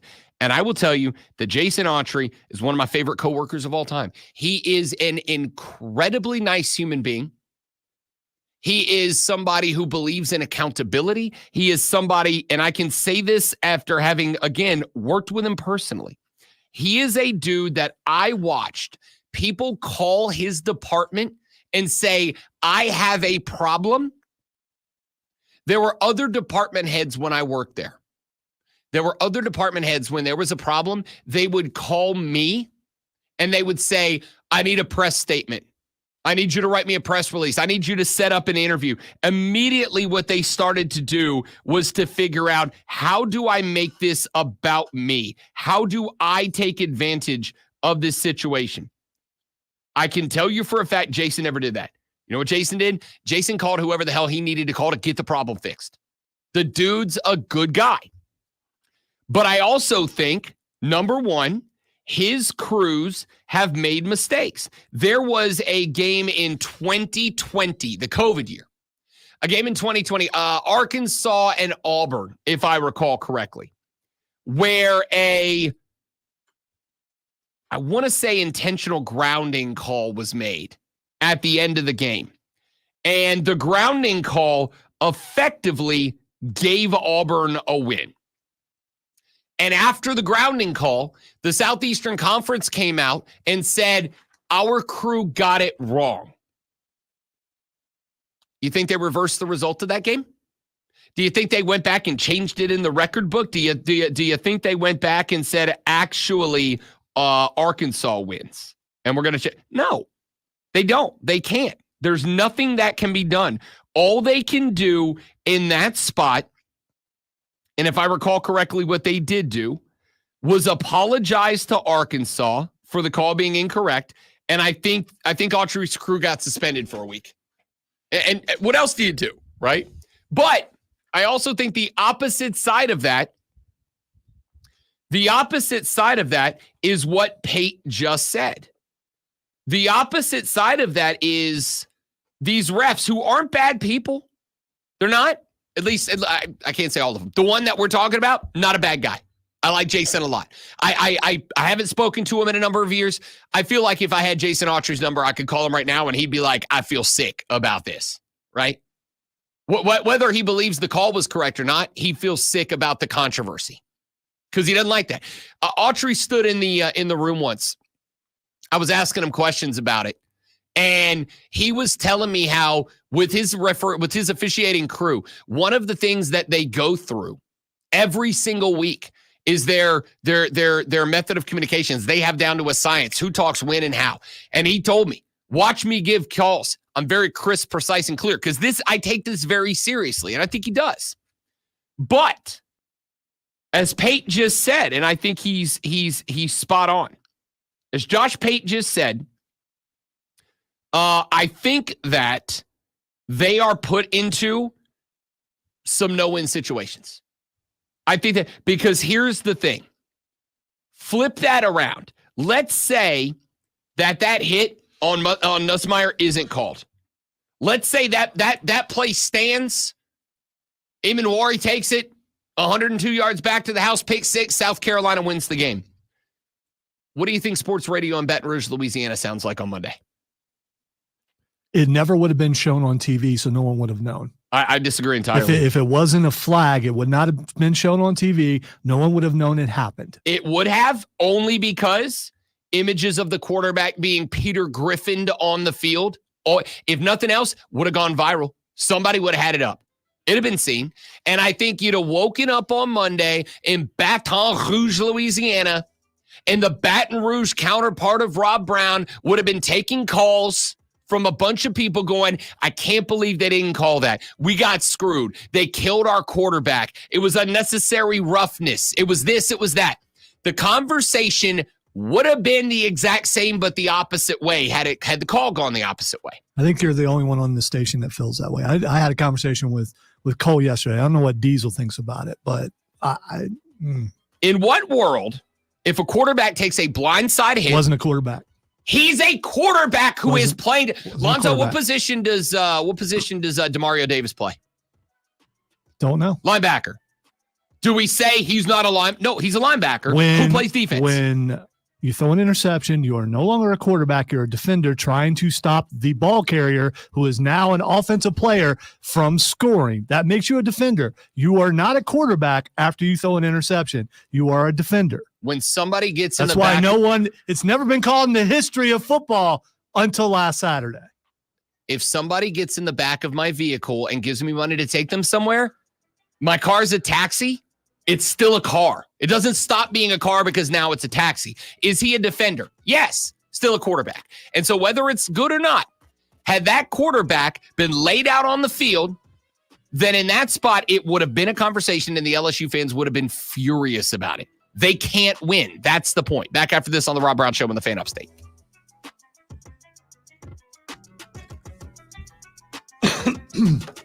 Thank you, Steven. Appreciate you, buddy. Donovan, you as well, man. Appreciate you guys. Thank you for being so kind and being here.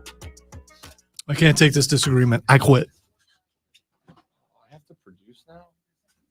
Sorry, you got it. I don't want to got it. Moving around there is a lot of work. What if he doesn't actually come back? All right, guys, give me 30 seconds. I'll be right back.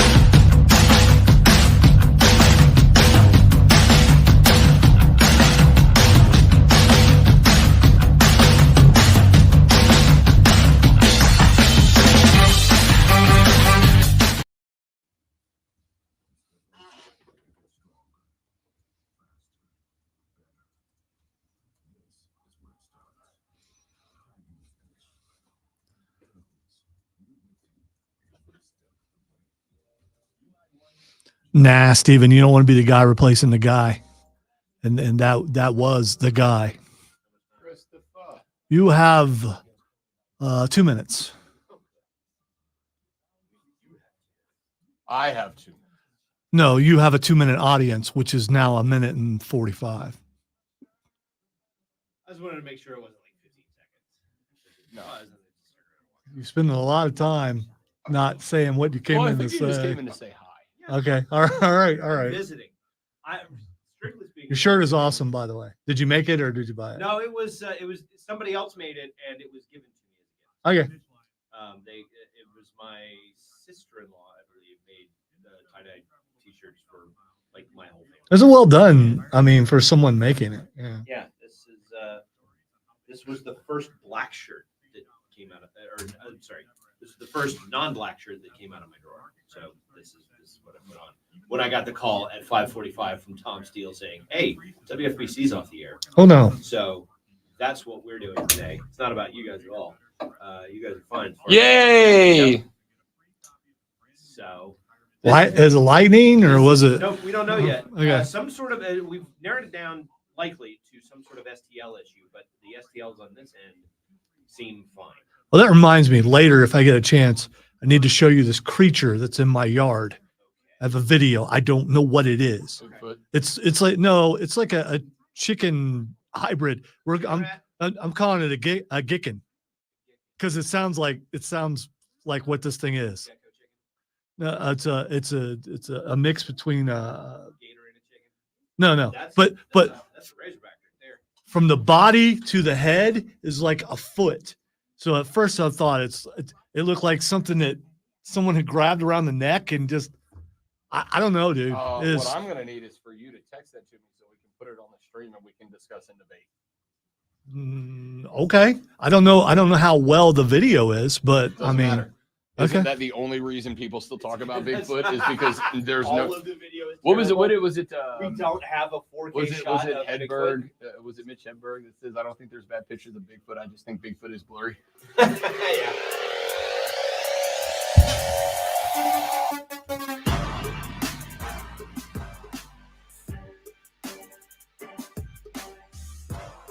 The Rob Brown Show continues, wrapping up hour number 2 here on the Fan Upstate. We got the audio blitz coming up in the next segment of the show. We'll run you through some of our favorite sound from social media for the past couple of days. And I will go one step further. And I will say that I have a lot of it. So it may be a 2-segment audio blitz. We'll find out when we get there. Texter says, Rob, Lonzo is right. Quarterback is now a defender. We have turned QBs into sissies. Again, you understand that a quarterback is always a quarterback. There is not a position on the field called defender. He is a quarterback now playing defense. I am not disagreeing with you. It is, and I will go one step further and say it is more of a semantics argument than it is a football argument. But Wait, we never have those. Yeah, so I don't. no. We try to avoid those here on the show. But he is still the quarterback, right? When the safety comes up and makes a tackle, you don't go, great tackle from the defender. You go, that's the safety that made the tackle, as the safety is a defender. Defender is not a position.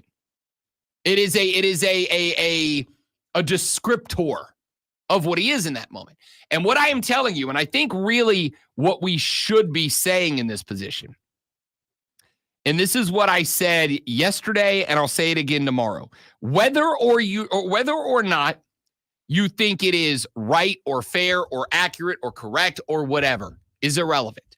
Right now, in the land of football, quarterbacks get special treatment. Okay? You can't treat them, hit them, interact with them the way that you interact with any other player. If we have a debate over that, By the then way, that's a different conversation. everyone who's been talked to that I've heard has said that when a quarterback throws the interception, you go hit the quarterback because he's not a quarterback anymore. He is a defender. I mean, again, he's still a quarterback. He is still I playing the will keep position bringing of up. quarterback. I want you to show me where this has been called ever in the history of football. I will have to find it. See, I'm that's sure it has. That's I the can't point. say it has. I can't say that. Again, the end of a tweet that I put up, a tweet that, by the way, is now sitting at, after one day, 116 replies, 87 quotes, and well north of 1,000 likes so far. All right. It is the most viral tweet of 2024 from my account. I don't put up tweets trying to go viral. I put up tweets trying to be entertaining. Or because you don't want to be a mark, and I totally get that. Right. No, I have no interest. My goal is not, never has been, to the chagrin of people I work for. My goal is never to go viral with a tweet. My goal is, if you have taken the time out of your life to come find me on Twitter, follow me on Twitter, read what I have to say on Twitter, you know that for me, Twitter is 92% goofing off, and like 8%, sometimes I got to be serious for a second. This is one of those times. And that tweet, with well north of 1,000 likes, ends with hashtag Gamecocks got screwed. I agree with you. I think maybe that's where some of this is coming from. Let me make clear. I agree. I don't think you throw that flag in that situation. But what I am also saying is, I think it is important in that situation to understand, I think it is important to understand that it can be thrown. Quarterbacks get special treatment. You don't have to like it. It's trust me, I don't. But it's a reality. It's a reality. They get special treatment. And we have seen it happened in the Cal game where the quarterback dropped back, did not throw the ball, had the ball in his throwing position, but did not throw the ball, got sacked, and they called roughing the passer. You want to talk about a semantics argument? You're not a passer until you pass, right? We're all on board with that definition. You're not a passer until you pass, and they call roughing the passer. Quarterbacks get special rules. Don't like it, have to accept it. So the point that I'm making here is, should it have been called? No, I don't think that it should have been called. Do I understand why it was called? I do. Do I like that it was called for why it was called? I do not. But do I understand why it was called? Absolutely. Now, since we've had all the discussion that we can possibly have about that, let's have another discussion. Let's have a discussion about the conspiracy theory that is floating around out there right now. Let's have a conversation about the conspiracy theory, because you, my dear friends, were not the only SEC team on the receiving end of a very questionable decision that cost you a game. Late in the game, Georgia is trailing Kentucky on the road. Georgia throws an out route. The wide receiver catches it, goes to the ground in what to me appears to be a catch. As he rolls over, he flips the ball up in the air, comes out of his grasp. Now, when he rolled over on the ball, he caught the ball with two hands in front of his body, rolled over, and the ball did touch the ground. But remember, the rule of the catch now is the ball can touch the ground provided the receiver has full control of it. The Georgia player did. As he rolls over, he loses the control after the ball comes off the ground, pops in the air, Kentucky grabs it, he goes the other way, pick six, except for the referees called it an incomplete pass. They went to the video review as well. When they went to the video review as well, they came back and they confirmed the call on the field of an incomplete pass. The Kentucky fans lost their damn minds. College football talking heads lost their damn minds, saying that is a pick six by the letter of the law, and you took it off the board. So there is a thought out there right now. There's a not small number of people out there right now that are saying SEC officiating protects ranked SEC teams. If Georgia eats that loss to Kentucky, the road to the playoffs gets much more interesting for the Bulldogs. A marquee, blue blood, number one, not anymore, but at the time, team in the country, suddenly has a much more rocky road to the playoffs. Well, this isn't a new conspiracy theory. Here is a voice that South Carolina Gamecock fans are going to recognize very well. This was during the time that he was the head coach of the South Carolina Gamecocks. This is a press conference quote from Will Muschamp. But I have learned, I've been in this league a long time, so I have learned, we have a saying that just means more. It just means more sometimes depending on what your logo is. So call it like it is. Now, I'll keep it a buck with you. I don't know what call that game. I don't know what game he's responding to. I don't know what the call was that he was upset about. I'm sure one of you out there does. If you do, shoot me a text, 71307. Start your text with FAN, FAN, FAN, FAM. We'll read them on the air, 71307. I don't remember what call he was talking about there. I don't remember what game he was talking about there. What I do know is that's the head coach of an SEC program saying into a microphone with his entire and full chest. But I have learned, I've been in this league a long time, so I have learned, we have a saying that just means more. It just means more sometimes depending on what your logo is. So call it like it is. That's an SEC coach saying it. So if you've got an SEC coach, and I will acknowledge it is one coach from a handful of years ago saying something about it. But here's my question.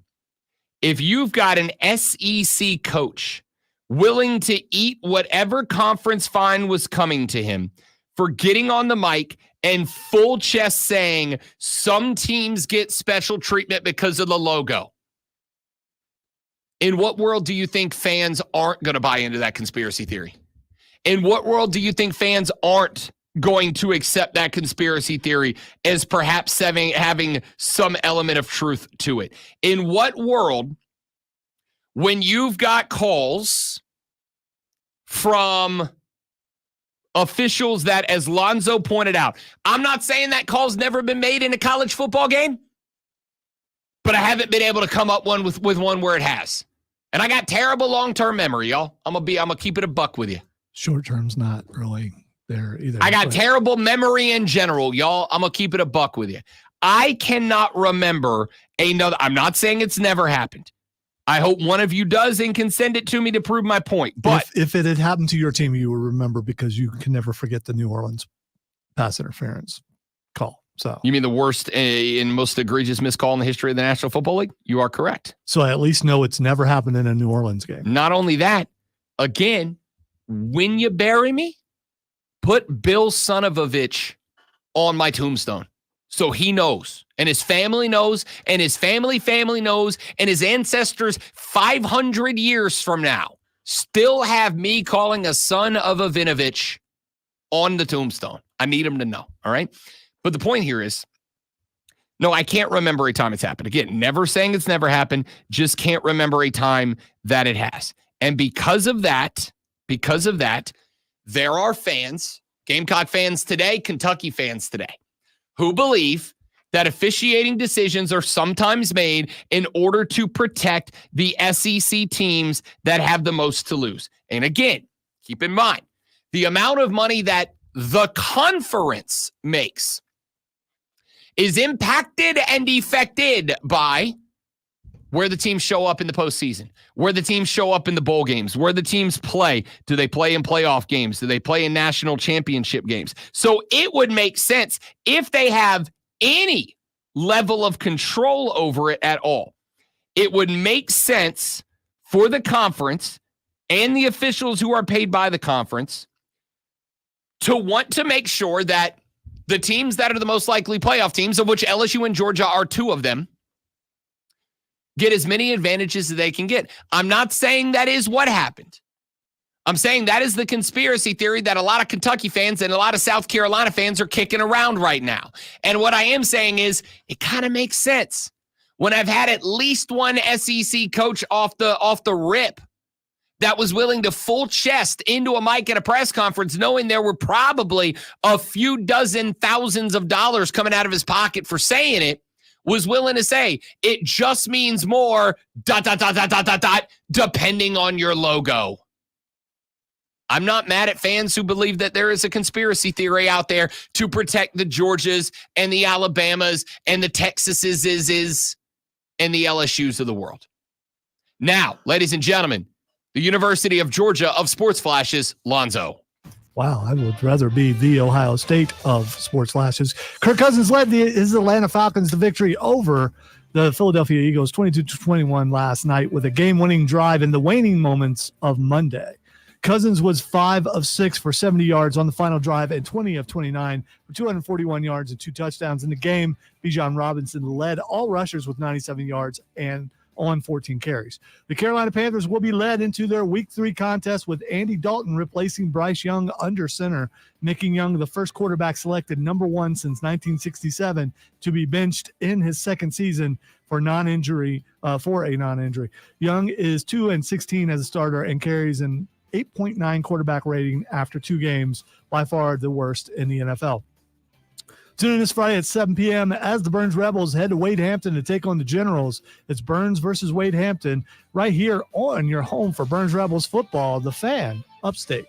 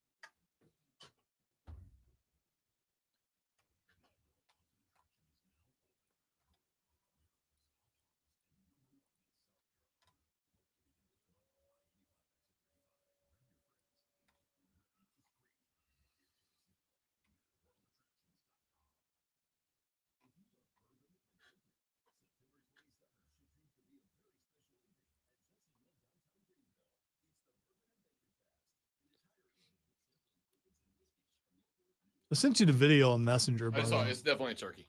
I don't know that it's a turkey. You can tell by the way it head bobs when it walks. It does head bob, but it is a turkey. Weird looking. Now, it's either an albino turkey or, which would be dope. That'd be super I rare. looked up albino turkey because my first thing I looked up was a turkey buzzard because I thought that's what it was. Yeah. But looking at the neck, you can't see it as well in the video. Yeah. It was in my driveway. By the way, it was in my backyard last night. Cameron's like, the thing is still here. It's in the backyard. And we're looking at it going, I don't know what that is. Yeah. Yeah, that's a turkey. It's either an albino turkey I don't know that turkeys can get rabid, but it looked rough. And that was my concern. So the other thought is it could be a turkey because I know when birds get sick or overly stressed, they will start to pluck out their own feathers. It may have just plucked all his feathers out. But it's like all along the neck. Like I said, it looked like someone grabbed his neck and just, I don't think I'm scared of a turkey, but I've never been face to face with a turkey, but a disheveled turkey concerns me because of, Lonzo died fighting a rabid turkey. Yes. Can birds get rabies? I think all animals. I've never heard of that. Can birds have rabies? No, birds cannot get rabies. Okay, so that takes that out of there. Neither can reptiles, amphibians, fish, or insects. Well, Mammals. Maybe he had avian bird flu. Maybe that's what it was.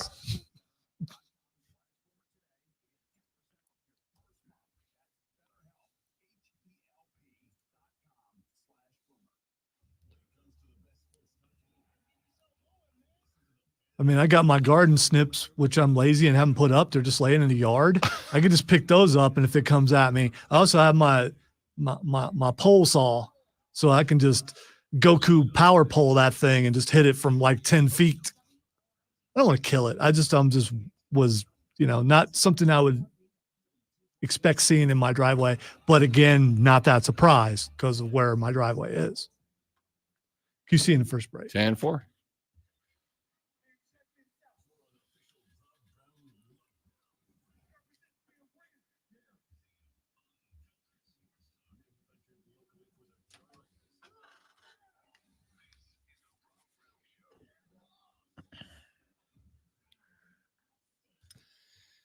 And away we go into hour number 3 of the Rob Brown Show here on the Fan Upstate. Rob, the Great with Lonzo, and Hugh.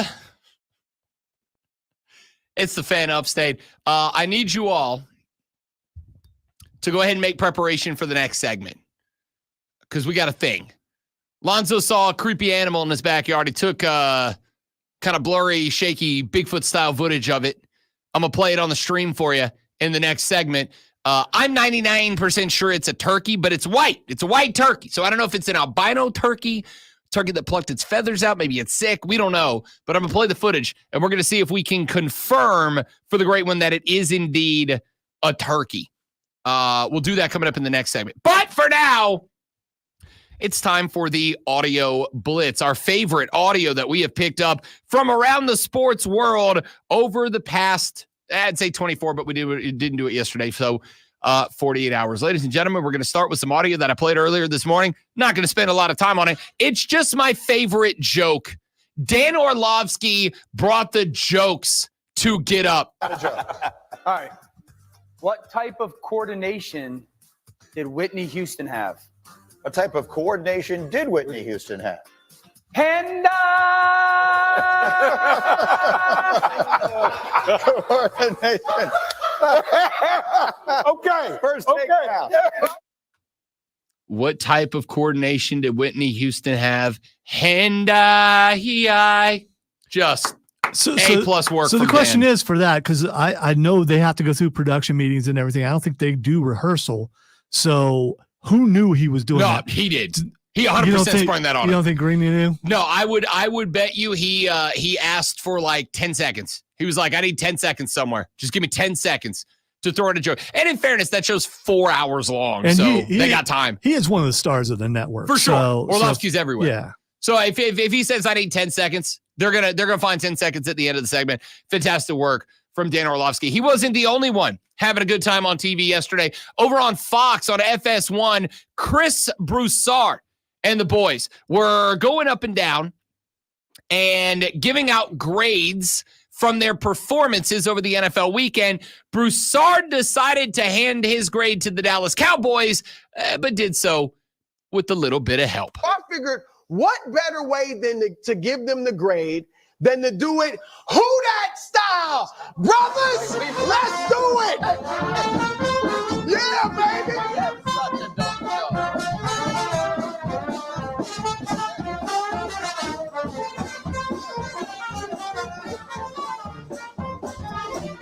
This man decided to hand the Cowboys an L. He gave them an F. And in order to present them with their F, he brought a whole ass brass second line band out to walk the whole set. A trombone, a trumpet, a tuba, a drummer, the whole thing. And the guy out front playing trumpet was holding a big sign that had an F on it. That's phenomenal from Chris Broussard. What makes the second line band? So a second line is a thing you do down in New Orleans, and it's done for anything. It's done for wedding ceremonies, whatever. The first line. So, all right, I can actually tell you this. Whenever there is an event that happens, the first line of people are the dignitaries of the event. The second line is everybody that's there for the party, right? So the first line of people, it's usually like at a funeral. That's where the hearse would be, the family members, the immediate family members, whatever. And then the second line is everybody else. And so when the second line comes through, they're usually the ones that are bringing the energy to the party. So, and So especially, this is why you always go first when we go to events. I don't go first. You went first bowling the other day. I was last. That was just early. That again. So, very, very interesting there. Hey, here's a clip that I want to play for you. Jesse Palmer decided he was out to for blood. He was calling the Florida game this weekend. And during the game this weekend, there was a group of six. How would you like to have to call the Florida game? I know there's money involved, but I mean, that's one of those assignments you probably don't want Son, right now. I will come call Division IX football if you give me a paycheck for it. All right. I'll go call Canadian League football. I don't know how it works, but I'll figure it out for a paycheck. Still trying to figure out how much time travel there would have to be for me to be your son. During the game, there was a little clip where there was a group of 6 or 7 young ladies, college-age young ladies. And I won't say it as a creepy old guy at almost 40, but if I'm going to say it as 22-year-old college Rob Brown, attractive young ladies, all dressed up for a hot day watching football. And there was one guy. And this guy was in blue and orange striped overalls with no shirt underneath it and the creepiest stay 500 yards away from a school mustache you've ever seen in your life. All right. And Palmer decided he was taking no prisoners. He's got a mustache. Can't see it now, but he's whipping his hand with his shirt. I'm going to make a bold prediction here. I'm going to say that guy's in the friend zone.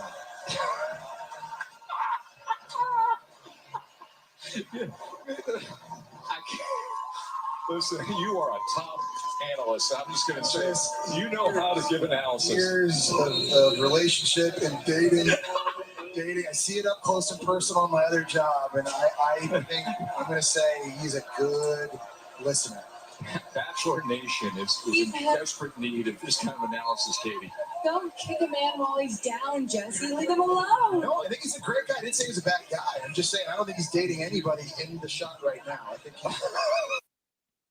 You just got taken down by the host of The Bachelor.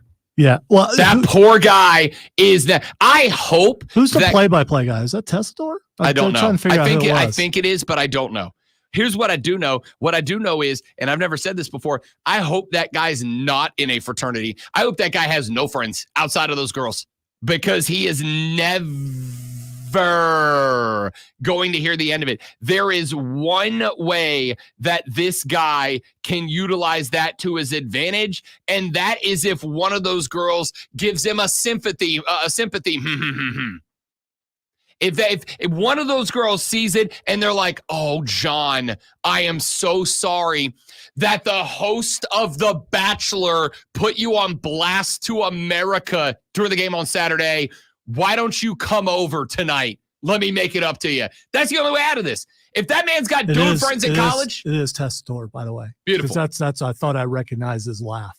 He lost his mind at that. And I get it. Jesse Palmer just murdered a man on television, metaphorically speaking. That's incredible. That guy will never hit. The only way out for that guy is to change schools. Unless he's a player and He's Jesse, not. You know how Jesse had it all wrong. You know how I know he's not?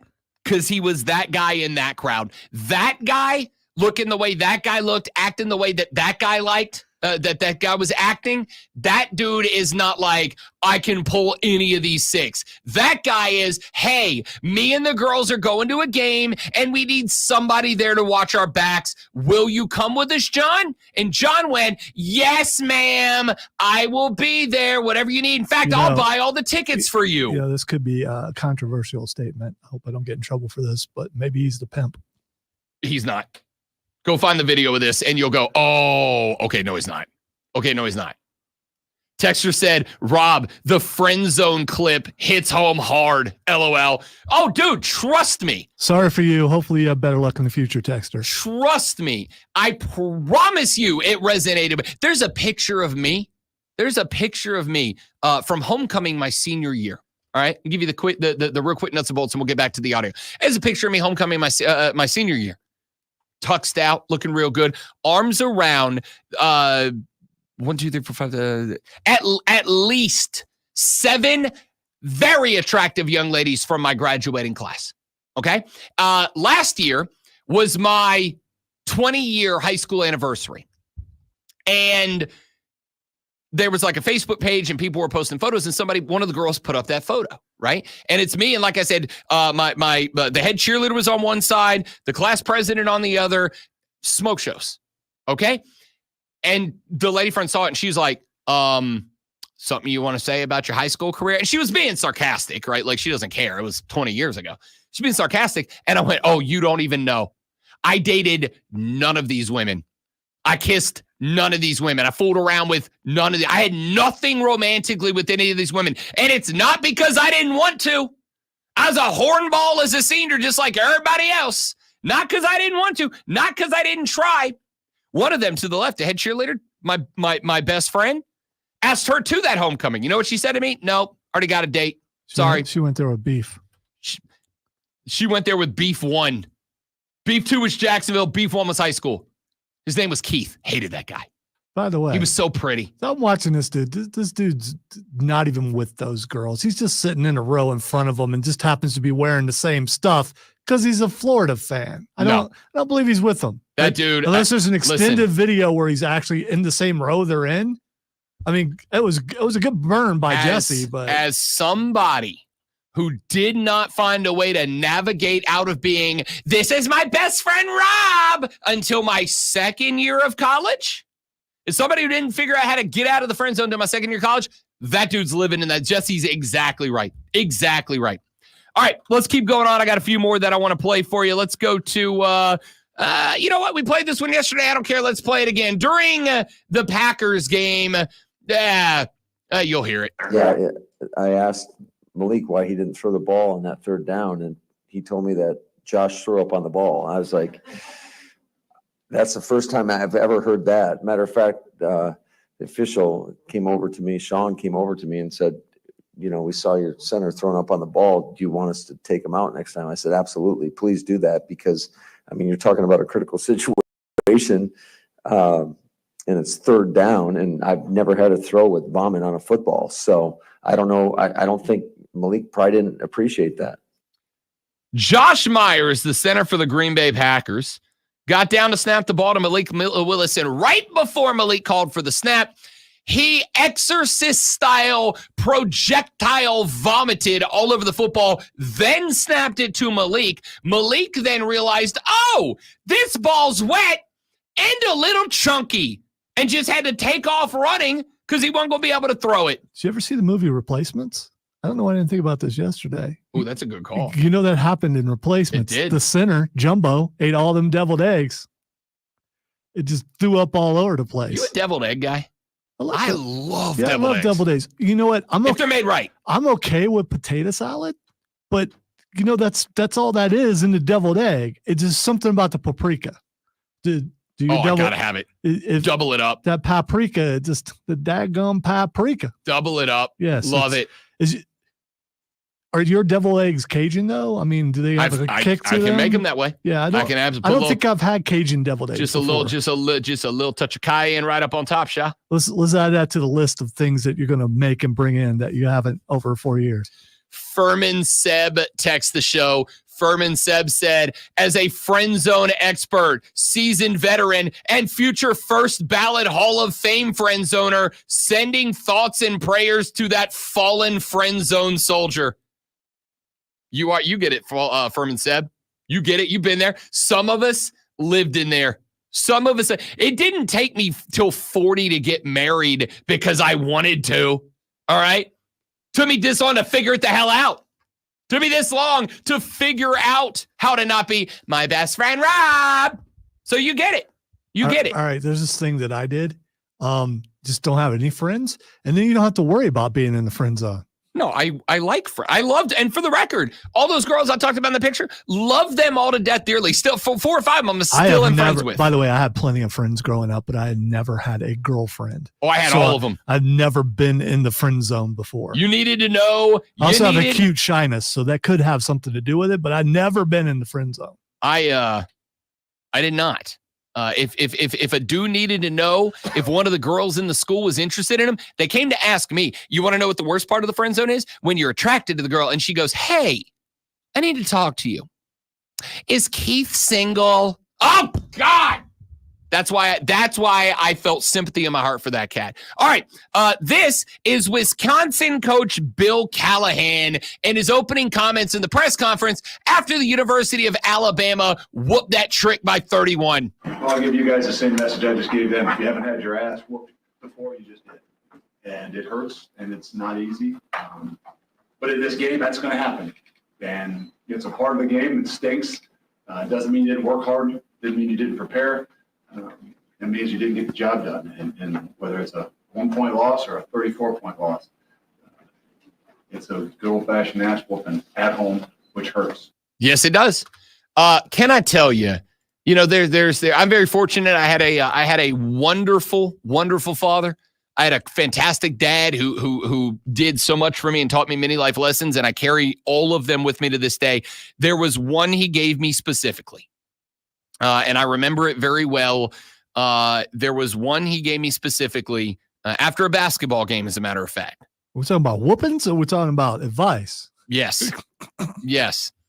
There was one he gave me because the basketball team took a whooping, and I did not take it well because we had high hopes. Did not take it well. And my old man said, you will be better at life when you learn that you can do everything right and do everything to the best of your ability and still get your ass kicked.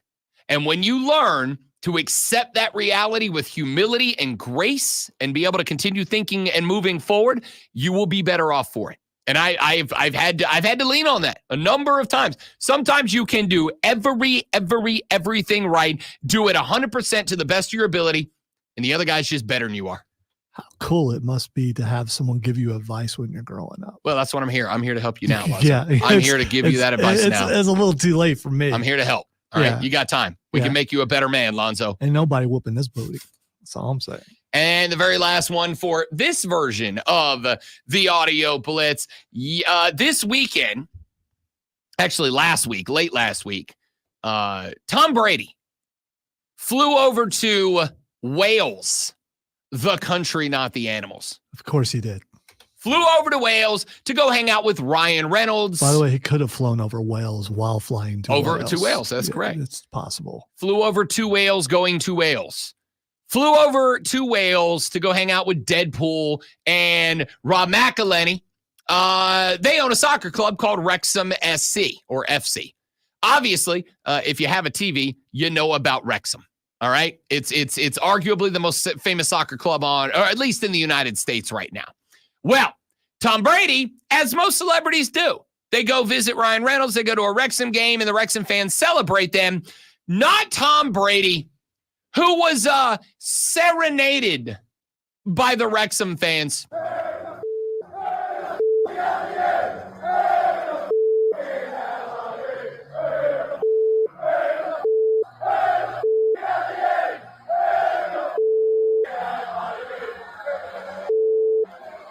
It's my favorite song. Who the hell are you? Who the hell are you? What does what they're saying? Yeah. They were asking Tom Brady repeatedly and in sing-song fashion, who the are you? All right. The Wrexham crowd was doing that? Yes. I am now a fan of a soccer team. Wow. That's what it took. We did it. That's all I needed. Somebody hang that George Bush mission accomplished banner. We did it. We got Lonzo. Didn't go so well for him, so I don't know. Who the hell are you? Oh, I missed it. Who the hell are you? Incredible. Good work, Wrexham. Good work. I like Brady. That's hilarious. Renewal by Anderson to the Carolinas fan phone open for your calls, 844-326-3663. Lulu Kesson at 9 o'clock, Hayden S. Mario at 9:20. And then Lonzo and I are out from tomorrow till the end of the month. All right? I'm going down to St. Augustine to get hitched. So this is my last 2 hours with you. Call in. Let's talk some sports before I get up out of here. We'll break down some Clemson and NC State coming up in a little while. South Carolina, Akron, some of the other big games from the weekend. And Lonzo and I got to give you our weekend football picks on a Tuesday. Yes, because I'm leaving. It's the Rob Brown Show in the Fan Upstate. Are you leaving on a jet plane? QC Kinetics. Don't know when I'll be back. Yes, I do. In like 4 minutes after this read. Stay right there.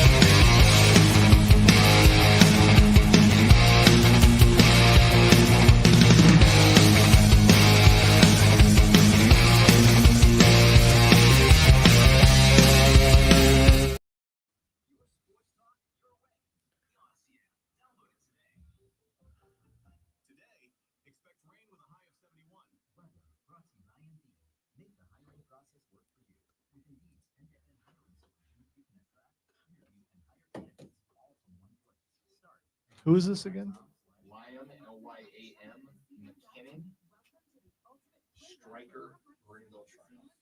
Okay, I'll look up how to say the name. I mean, spell the last name.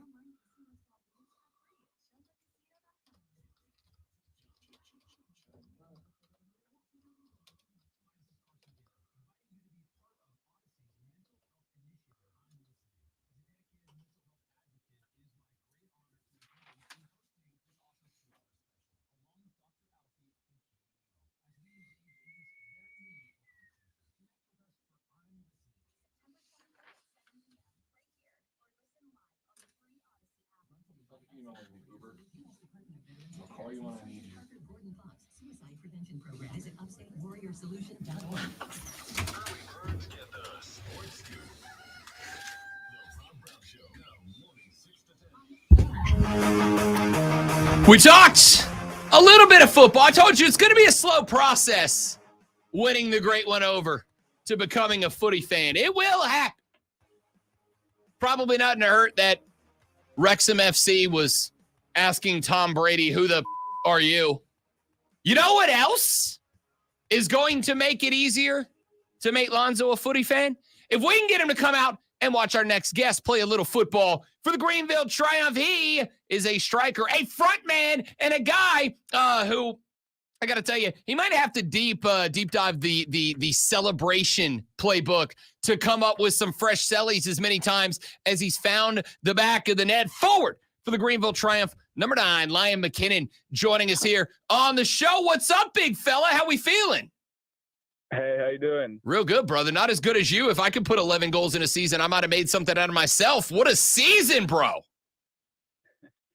Yeah, it was a great game that Saturday, so hopefully we can keep it going. Yeah, let's talk about that. You guys with a 5-2 win last weekend over Chattanooga, and keeping it a buck, Liam, like there was a little bit of a slide going into that one, and then the goals started coming in bunches. Number one, what does it do for the mentality of the team after a couple of tough losses to be able to go out there and not just win but dominate a game like that? And how do you guys make sure you keep the momentum going? I mean, it was obviously massive for us. Obviously, like you mentioned, it was a bit of a hard run that we've been on, and I thought that the last couple games before that, before the Chattanooga game, we actually played good football, but the results weren't weren't there yet. But we were on the right path. So going into the Chattanooga game, I think we just took advantage of our chances, and that was really big for us. And yeah. Hopefully we can stay on the right track and keep the results up, and especially with the way we've been playing, that would be the best. Liam McKinnon from the Greenville Triumph joining us here on the show. In fact, we talked about this a little bit earlier in the show, Liam, that sometimes in the world of sports, one of the hardest things to recognize is that you can go out there, you can play well, you can do everything right, and you still just get beat sometimes. Talk to me about the mentality of the team. What has the dressing room been like for you guys through that little 3-game losing streak to be able to make sure that when you got a game like a Chattanooga, you were able to come out and keep firing on all cylinders? I think we saw great leadership from the older players on our team, the senior players, the guys that have more experience. We've had a lot of conversations in the locker room about sticking together, trusting the process, and going into games with the right mentality. And like I mentioned, we did it the last 2 games, and the results didn't go our way, but we could see that the older players have been through patches like this and come out and came out of it the right way. So they really try to give that vision to us, the younger players, to really keep pushing and yeah, like I said, trusting the process. And I think we really saw it against Chattanooga that we were convinced that we were meant to win this game, and we did. It's interesting you bring up being able to lean on the senior players, the ones that have been here for a while. We've had Tyler Pollock on the show many times. We've had Fricky on the show many times. But it's also a real healthy mix of guys like Polak and Fricky, but guys like Zion Scarlett, guys like Herrera, like guys that are relatively new to the team. And Rick Wright has been on the show a couple of times, Lyman, talked to us a little bit about the chemistry and how you blend the chemistry, the old, the new, the vets, the new guys, and make sure that everybody's on the same page. How has that been in the dressing room with a pretty almost 50-50 mix of guys that have been here, some since the very beginning of the Triumph 5 years ago, and obviously the guys that have been making their way onto the team the last couple of years? How has that chemistry developed over the course of the season? I think that the atmosphere in the locker room has been great this year. The chemistry, we saw the way we started the year. We started really good. And even though we had a bit of a tough patch in the last 4 or 5 games, the chemistry was still there, and the intensity, especially in the last 2 or 3 weeks, was there. And yeah, it was up to the players that have been here before to remind us that it's part of the season to suffer a little bit and go through a bit of a rough time. But no, the chemistry between the older and the younger guys has been great. And yeah, everybody is mixed together, and you can tell on the field there's no real difference in, the way we play, regardless of who starts the game and things like that. So yeah, it's massive for us to get key senior players back like Leo and Chapa, and Seba's coming back soon. So yeah, we, like you mentioned, we're really grateful to be able to lean on these guys.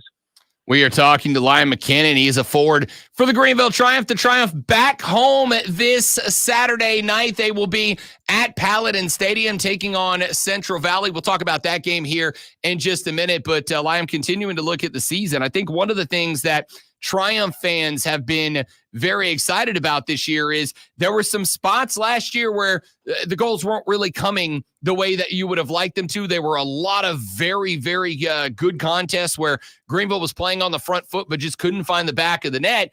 This year feels to have corrected a little bit. You've got a handful already. Castro's got 6. Anderson, Evan got a couple. Like, the goals have been there this year. How do you make sure that you guys are putting the complete package together to take advantage of nights like you have when you're putting 1, 2, 3 up on the scoreboard? I think it's really about the chemistry of the front four and the midfielders that we really start to know each other. And when I'm playing, I've been playing now. It's my second year playing with Leo Castro.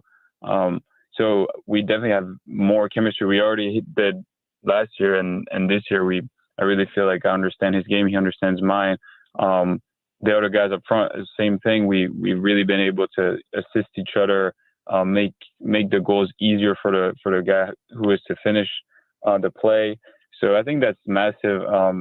This year we're really trying to help each other out, the guys up front. So that's the biggest thing for me. I think most of the goals that I've scored came from someone making a big play, and I think most of the guys that get goals, it's never, it's always your partner trying to make it easy for you. So yeah, that's been massive for us this year offensively. Talk to me about that front four, specifically you and Castro, but you've had some other guys, guy like Zion Scarlett coming out of Clemson, who's gotten plenty of time. Obviously a pro in Sebastian Velasquez, who's been playing out of the middle, but kind of injecting himself into that attack when and where the opportunity arises. This team, for my money, of the last 2 or 3 years, has been the most fun to watch when you guys are on the attack. Can you talk to me a little bit about what that cohesion is like, what playing in that front line is like this year when it does feel like it's a more fluid attack? Have you guys been kind of given the green light to be a little bit more creative? Is this more a tactics-based approach out of Rick Wright? What's been the difference between last year and this year as far as seeing you guys light up the scoreboard in bunches? I think, like you mentioned, we have a pretty young team, especially in some positions. I think offensively, we probably have about 5 rookies. And I'm not counting Zion because he's played pro before, but he's still 20 years old. And we can feel the hunger as well, to score, to be part of it, to, even if it's not on the score sheet, to really be part of this offense. And I think also Coach Wright has really given us the green light to be creative up top and you know, be free to try shots and dribble. And I think Coach Harkes really gave us also a lot of freedom to create last year. But I can tell that the younger group really is taking advantage of it this year. And maybe it's showing a little more this year, like you mentioned. Liam McKinnon forward for the Greenville Triumph. Got a couple more minutes here on the Rob Brown Show and the Fan Upstate as the Triumph gets set to play this Saturday at Paladin Stadium with Central Valley coming into town. Talk to me a little bit, if you don't mind, Liam, about Coach Rick Wright. It's been interesting the times we've had him on. He has gone out of his way to say, hey, look, this isn't my team, it's our team. It's not, I make the decision, but I want the boys in the dressing room to feel like they have some control, like they have input, like their opinions and what they want and like and are feeling matter. Have you felt that, and what impact do you think that has on the club? 100%. I think we felt it, you know, from the get-go. This year, we all have, you know, input, and he really he's a good listener, especially, you know, with the older guys. I know they have a lot of conversations, and he really tries to get a feel of how the group is living and how we see things, and, you know, how we want to approach games. And that's been massive, especially, you know, being his first year as a head coach, and, you know, some of the guys being first year pros. I think it's a great approach because, you know, if everybody's on the same page, at least whatever we do, if it's right or wrong, at least we're going to be, you know, on the same page and stick to a game plan. And I think it's been really good for us. And I think the strategy of him really giving us the keys to the games has been paying off. Win or lose, I think we've shown most of the games good quality, and hopefully we can keep it going with the same mindset. I love it. Liam McKinnon from the Greenville Triumph. They are at home this Saturday, 7 p.m., hosting Central Valley. Talk to me a little bit about this matchup in particular. Obviously, a 5-goal performance from the boys last time out against Chattanooga. Talk to me a little bit about what you guys did in that game that you think will transfer over to Central Valley, and what Triumph supporters in the stands are going to see Saturday night. I think that the biggest thing for us is to start on front foot. We started great against Chattanooga. We won possessions early. We attacked with speed with Scarlett especially, and Leo and I and Aiden. We've been really on the front foot, and scoring a goal early, and especially in this league, is massive in a game, and especially scoring 2, being up 2-0 at halftime. That's really something we got to look to repeat on Saturday, I think. Especially against a team that has been struggling a little bit defensively and with results. So hopefully we can get the same start, and then I think once we establish our game, you know, it'll take care of itself, hopefully. But really having the same approach is going to be massive for us. Liam McKinnon wears number 9 for the Greenville Triumph. Plays up front, 17 appearances, 11 goals, and a couple of assists to go along with it. Having a spectacular season. Liam, my man, spectacular to have you on the show, buddy. We appreciate it. Good luck out Saturday night, pal. Thank you very much, man. It was a pleasure to be on your show. Glad to have you. Glad to have you. Welcome anytime. Keep an eye on that young man. 24 years old is Liam McKinnon. I would not be shocked to see and hear his name popping up in other places throughout the course of his career. By the way, thanks as always to our boys Doug Irwin and Chris Lewis over at the Triumph, who consistently make sure that we can bring you football coverage. And because I know he's listening, shout out to the Novas, the Wildcats. What do I do? This? Is this it, Chris? The V? Back after this on the Rob Brown Show in the Fan Upstate.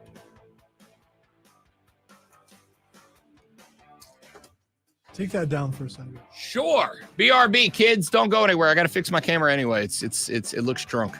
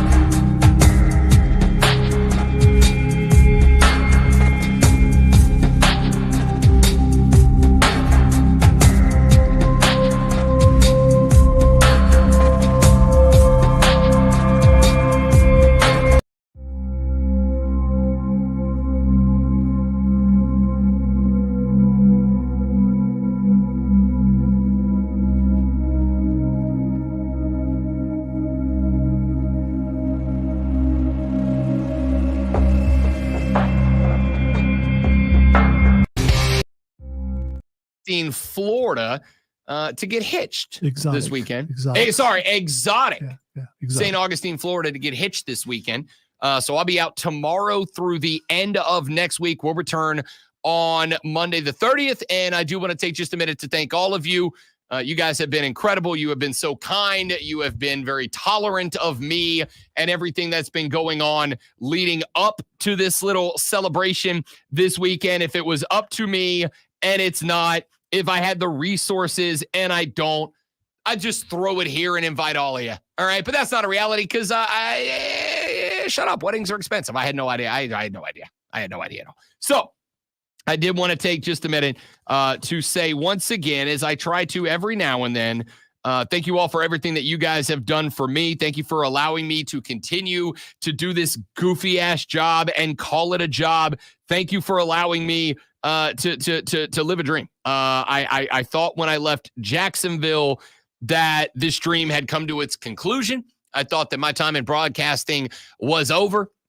I ended up in a place that I love.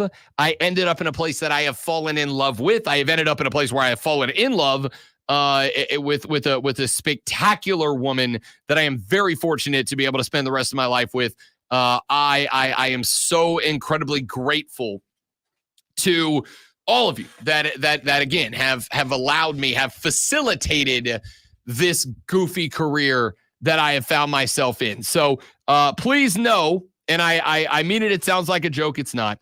Please know that I'm very serious when I say I don't love being away for a week because I have a great job, because I get to come in here, sit alongside the great one, yap for 4 hours, and somehow have convinced people to give us a paycheck for it.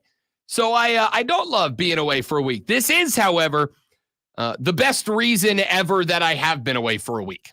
And it is going to be a spectacular weekend. So again, thank all of you for being as kind to me as you have been, as forgiving of me as you have been. Please know that I love every single, even those of you that hate me, of which there are at least a couple.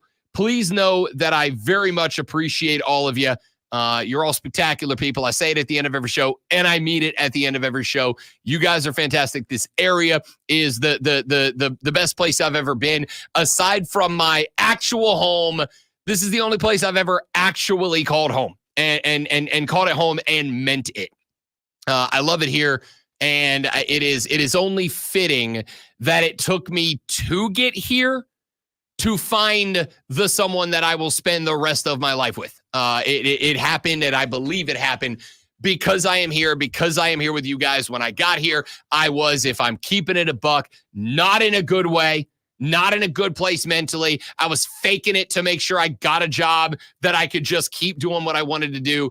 And you guys, I cannot tell you how much you've meant to for lack of a better word, fix me, to get me back to being who the hell I am and doing radio the way I want to do it and living and loving my life. You guys, you don't know how instrumental you were in all of that. You fixed me, and that allowed me to be me again. And in becoming me again, I found the person that I'm going down to exotic St. Augustine to get hitched to this weekend. So I appreciate you guys. You mean the world to me. Thank you very much. And let me give a very special and heartfelt thank you to Lonzo, because that dude puts in more work than any of you will ever know, so that all I have to do is come in here and talk about sports and you know, get all the credit for all the hard work. Wins and losses aren't a quarterback stat. SCBA Sports Talk Radio Show of the Year awards are exactly an executive producer stat and at the top of the resume. So sincere thank you to Lonzo, to Mark and everybody down the hall, and Steve downstairs, who continue to believe that this is a job worth paying me for and that I'm doing a job worth being paid for. I appreciate you guys immensely. But again, to everybody in Greenville, thank you all for letting me be me and find my way back to being to living the best life that I've always wanted to live. I thank you. I appreciate you. That was pretty good. That's pretty good. Not as good as Lonzo's Sports Flash, though. Yeah, you do know we still got another hour. That was a sign off. Yeah, but we got speech. guests next week. Okay, or next hour. Yeah. Not next week. I got nothing next week. Yeah, that's right, because we're off. Kirk Cousins led his Atlanta Falcons to victory over the Philadelphia Eagles, 21-21 last night. That's 22-21. With the game-winning drive in the waning moments of Monday, Cousins was 5 of 6 for 70 yards on the final drive and 20 of 29 for 241 and 2 touchdowns in the game. Bijan Robinson led all rushers with 97 yards and 14 carries. A 4-game series against the Dodgers started well for Atlanta, who won the first 2 games, but LA split the series with a 9-0 shutout win over the Braves last night. Atlanta falls to 81-69 and is back out of the wild card spot, 1 game behind the Mets and 2 back of the Diamondbacks. Tune in this Saturday at 4:30 as the Furman Paladins take on the William and Mary Tribe. It's Furman versus William and Mary right here on your home for Paladins football, The Fan, upstate. Last one for 2 weeks. Nailed it.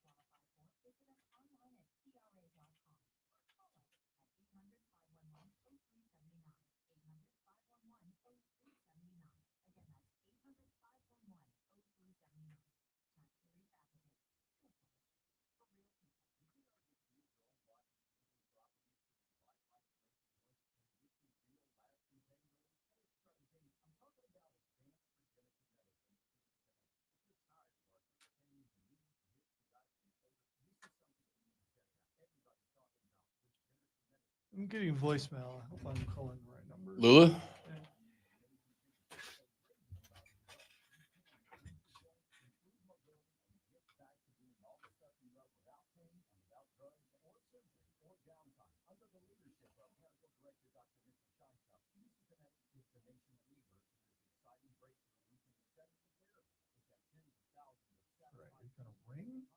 There we go. So weird. Hello, this is Lonzo from the Rob Brown Show. How are you today? I am awesome. We got a minute and a half. Hang on.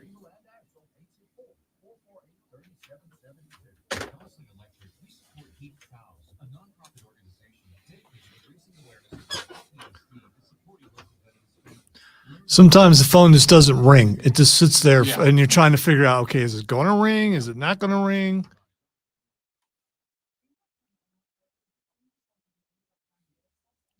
Radio is an adventure. Radio gets results.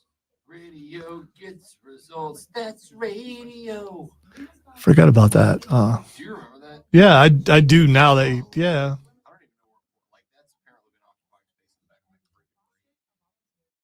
I think it's an Odyssey jingle. I could be wrong, but Cumulus back in the day. was it? Yeah.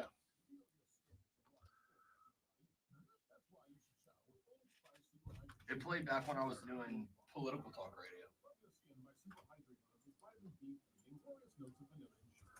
Back during your acting days.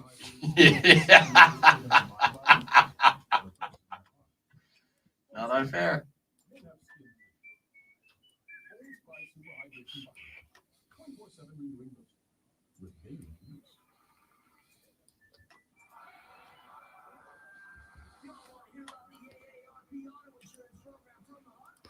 AARP!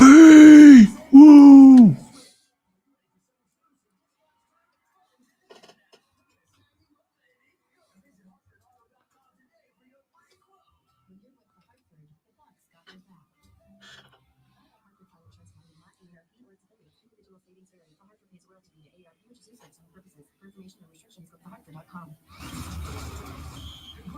Congratulations to the Fan Upstate Week 3 Player of the Week, number 18 for Union County, Nathan Kepke. Nathan Kepke had 12 tackles, 7 assists, 2.5 sacks, 5 tackles for loss, 5 quarterback hurries, and 1 interception in the big comeback win over Blacksburg on Thursday night. It's Union County's first win of the season. And again, congratulations to Union County's number 18, Nathan Kepke, the Week 3 Fan Upstate Player of the Week.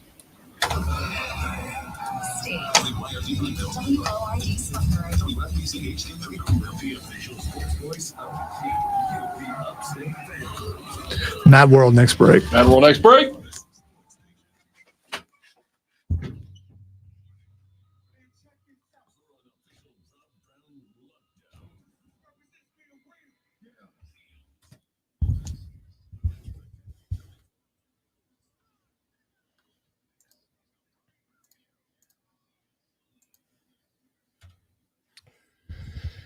And away we go. The fourth, the final, the money hour of the Rob Brown Show goes now. Welcome back, ladies and gentlemen. This is the Fan Upstate. Spectacular as always to have you all. Very last hour of the Rob Brown Show until September 30th when we make our triumphant return to the airwaves. But we got a couple of guests lined up for you in this hour of the show. In the next segment of the show, we're going to be joined from the BetQL Network by Mario Herron, a.k.a. Hating Ass Mario, joining us here on the show. We'll break down some Week 2 NFL action. Before we get there, however, we take a short jaunt down the road to Columbia, South Carolina, and that is where we find our next guest. She is a reporter for the Greenville News who covers the Gamecock athletic department at the University of South Carolina. She is the ever lovely Lulu Kesson joining us here on the show. Good morning, ma'am. How are you? I'm good. How are you? Good morning. Happy Tuesday. Thank you. Happy Tuesday to you as well. Is it a happy Tuesday, Lulu? Like, are people a little less salty today about Saturday night? I think so. I'll know more definitely later when I talk to some people from the team, but I would say the salty energy is starting to vanish a little bit. I like that. I was very interested in because we were playing a clip earlier when a couple of years ago, Will Muschamp was the coach and he felt he got hosed by a call and he said it. He came out, grabbed a mic, said, you know, they say in the SEC, it just means more. I think it just means more depending on what logo you have on the helmet. On the flip side, Shane in the post-game press conference on Saturday, Lulu was saying, like, I thought Lenoris got hit in the head. The referee said he didn't. I thought there was a little of this, a little of that. Here are the explanations I got. Didn't ever really say, I don't buy him. Certainly to me, kind of had the vibe that he wanted to. Has there been any more noise, whether it's from Ray Tanner or Shane Beamer or anybody else about conversations that have been going on? And frankly, does it matter? Yes. So on Sunday, Shane Beamer talks to media with a smaller group, a weekly teleconference, and he admitted that right after the game, he contacted the SEC head of officials. From my understanding, that isn't necessarily unusual, I guess, after I don't know if it's just after every SEC game, but it's not unusual for Beamer or any one of the South Carolina football staff to submit some plays to the department, basically saying, like, what did you see here? What does that mean? Not like nothing crazy. But Beamer said, yesterday I submitted a lot and I called them immediately. And he kind of, I don't want to say he flip-flopped, but every time he brought up a question to the officials, he was very quick to say, but they didn't cause us to go offside. They didn't cause us to do this, that, the other thing. Like, he recognized that the 13 penalties against his team can't all be the ref's fault if they were potentially controversial. But Beamer and Athletic Director Ray Tanner have apparently been in conversation and talking to members of like the SEC head of officials and their kind of department after the game on Saturday night. Interesting. Do you have any thoughts? And I guess I'll ask you before we move on. Did you have any thoughts on it? We've obviously had pretty much no other discussion about that football contest outside of the controversy. There in the stadium when you were doing press conferences after, et cetera, what were your thoughts running through your head about the whole thing? I was honestly surprised, but not surprised that it was as big of a focus as it became. First of all, 13 penalties in one game is the most called against South Carolina since 1998. And the reason I bring that up is because I think I think the 2 pick six being like taken back is really what people are like kind of hyper focusing on. But Beamer sort of addressed that there were some missed calls. There were sometimes, like you referenced, the Lenoris hit, that he just thought in a game where there's so many penalties, why wasn't South Carolina getting this call or that call? However, I think fans and kind of the eyes and people who watch this game are really focusing on calls against South Carolina. I have a lot of thoughts, and I think that in a way, South Carolina was up 17-0, and you can sort of see the direct correlation to when LSU gained its momentum to when South Carolina started sort of drawing penalties. I mean, 7 of the 13 came in the fourth quarter. It's hard to not look at it as a little bit of a meltdown. You're playing against a team that I would argue, or anyone could argue, I guess, has more playoff experience, just program history-wise, And it just sort of looked like South Carolina crumbled a little bit. And I think it's probably the easier thing to swallow is pointing at, Nick Emmanwori's pick six that got taken away late. That probably would have sealed the game. But there were other instances where South Carolina failed to score and they only lost by 3. So it's sort of like, where do you really point the fingers to? And so I don't know if that directly answered your question as to where my mindset was, but I didn't directly look at it, even from a journalistic or putting myself in the eyes of a fan at, the penalties cost South Carolina the game, or, that play did, because I think that there were other dynamics in the game that showed South Carolina kind of suffered a little bit. I don't disagree. Obviously, you do have to wonder, and hey, welcome to football. What's different if Sellers doesn't go down with that ankle injury, just kind of a freak accident to get rolled up on, gave it a shot in the third quarter, unable to do it.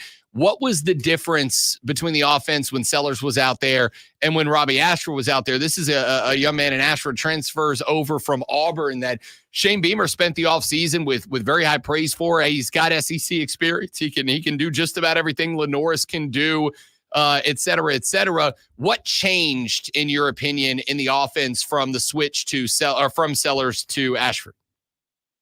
I think the biggest thing was that Sellers, despite the fact that he ran a 75-yard touchdown, which broke a school record for South Carolina quarterbacks, I just felt like in the first half, South Carolina's offense looked really assertive, really gutsy, which was impressive for a passing game that's still very much developing. And so I think when you're trying to get in rhythm and you're trying to stretch out your offense and see what your receivers can do, and then your quarterback gets hurt, and then you have Ashford, who, like you said, has experience and has talent, but is just less comfortable throwing the ball. And so I think that sort of energy and maybe even like the tone sort of suffered, because I think Ashford is just fundamentally a different quarterback. And while he fits into South Carolina's offense, I think what South Carolina was doing in the first half against LSU was just not comparable with how Ashford was going to go in a play. Talk to me a little bit about the mentality of this team. This team, based on Shane Beamer's comments last week when he said, hey, look, a lot of folks going to be on the bandwagon. There's a lot of folks that are after the Kentucky win. This team came out and they executed. I mean, it was 17-0 at one point, and we kind of felt like this might be a boat race there until the injury to LaNorris Sellers. Do you think that is the true attitude and mentality of this team that started to shine through a little bit, or were they still riding the high from that win over Kentucky? I definitely think that what will get lost is a lot of the good South Carolina displayed. Like you said, Sellers, obviously, he had a great first half, but I think too, like Rocket Sanders, he had, I think it was like 100, almost 150 yards on 19 carries. He scored twice. Like, he really showed that South Carolina has been trying to get its run game back to where it was previously. Sanders is really trying to get back to his old self pre-injury. And I think that the South Carolina offense really came out, like I said, like it was just a gutsy play in the first half. And I don't think that it was necessarily riding the high of Kentucky. I think it was just sort of like, okay, we're playing a really great team. Let's show them what we're made of, regardless of who we're playing. And I think that kind of mentality, if it is true, and like you said, it wasn't riding the high, it will help them because they have a tough schedule coming up. They have a tough October. And regardless of, the week before, I think if South Carolina just goes in and starts the game assertive and isn't fearful on offense, which I sort of thought it was against Old Dominion, a little bit less against Kentucky, I think that'll really help them in these highly competitive SEC matches. Lulu Kessin from the Greenville News covers the Gamecocks of South Carolina. You got Akron coming up this weekend before the bye week for South Carolina. As fortuitous as it can be in terms of at least giving yourself the opportunity to give LaNorris Sellers a couple of weeks to get that ankle right, get back to as close to 100% as he can get. Do you think that'll be the plan? Do you think we see Robbie Ashford get the start on Saturday? I think so. I don't necessarily think Shane Beamer is going to be like, oh, I need to follow my word. But all preseason, all camp, his biggest thing before naming LaNorris QB1, he was like, we can win with multiple quarterbacks. He almost never talks about LaNorris Sellers without talking about Robbie Ashford. He's very, I don't want to say careful, but he's very consistent in complimenting both. And LaNorris, regardless of how bad his ankle is, he's gotten hurt and missed some time in the last two SEC games. And they have a bye week after this week. So I think if you are looking long-term and you're looking at October where they have Alabama, Ole Miss, and Oklahoma, you want your QB1 healthy and you want LaNorris healthy. So I think I think it's Ashford's time to shine on Saturday. I definitely think that he'll at least play the majority of the game. I don't see a scenario where he doesn't. But we will hear from Shane Beamer later this afternoon. Last time we talked to him, he hadn't seen LaNorris yet, so he had nothing to say about the status of his ankle. I don't know how he'll necessarily play it this week in terms of what he tells us about alternating between the two or if Ashford gets the start, but I would be surprised given just the schedule and what's ahead if Robbie isn't taking majority of the snaps on Saturday. Lulu Kessin joining us here on the Rob Brown Show on the Fan Upstate. Got another couple of minutes here before we head off into, I head off into the football weekend. You got to work a few more days. Sorry about it. Talk to me a little bit about Rocket Sanders because he had a bit of a coming out party this weekend, a century mark in the books finally, and was massively important. Certainly in the first half, but even more so in the second half when the run game needed to become more impactful. I think Carolina fans were kind of waiting on him to prove the value that we all thought he had coming out of the transfer portal. Do you think that momentum continues for the young man out of Arkansas? I do. And I have to say, he's genuinely one of just the nicest.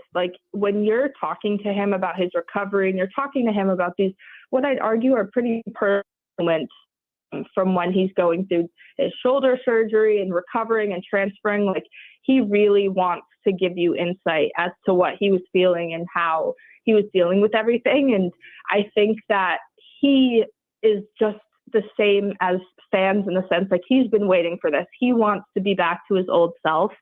But at the same time, he's human and it's a process. It's a recovery. Ahead of LSU, Beamer basically said, like, we're a young team. It's about how we, perform in the spotlight, but we're going to have to look to our veterans. And I think Rocket really stood out in that way. I think he really just kind of kept pushing, like, especially when LSU was gaining its momentum on offense.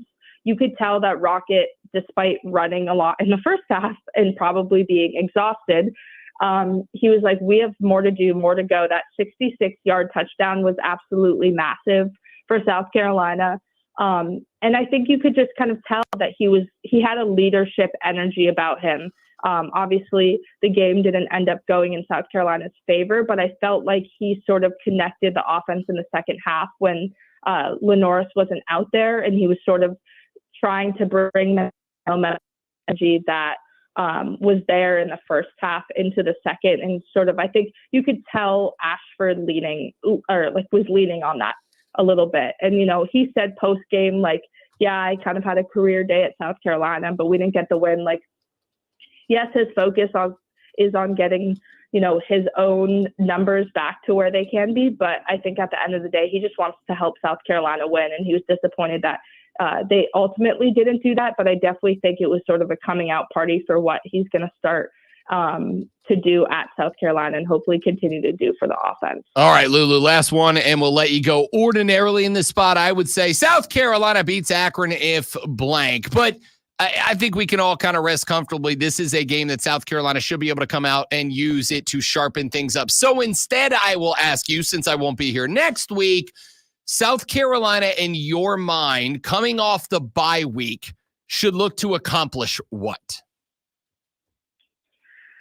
I think coming off the bye week and coming off a kind of week 4 non-SEC matchup, there has to be a step forward in the passing game.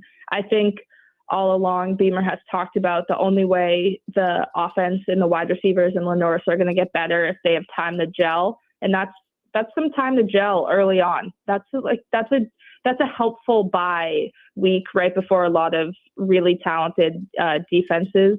So I think I don't want to say there's no excuse anymore if the wide receivers are a little sloppy because they're human and they're young. But I think the bye week, it should be very important to focus on the passing game and continuing to work that relationship with Lenoris and his tight ends and his wide receivers. Love that answer. Love that answer. Lulu Kessing covers the South Carolina Gamecock Athletic Department for Greenville News. She joins us ordinarily on Thursdays, but I'm leaving for like a week and a half. And Lulu was kind enough to move her schedule around to join us today, and we appreciate it greatly. Phenomenal stuff, ma'am, and we will talk to you in a couple of weeks.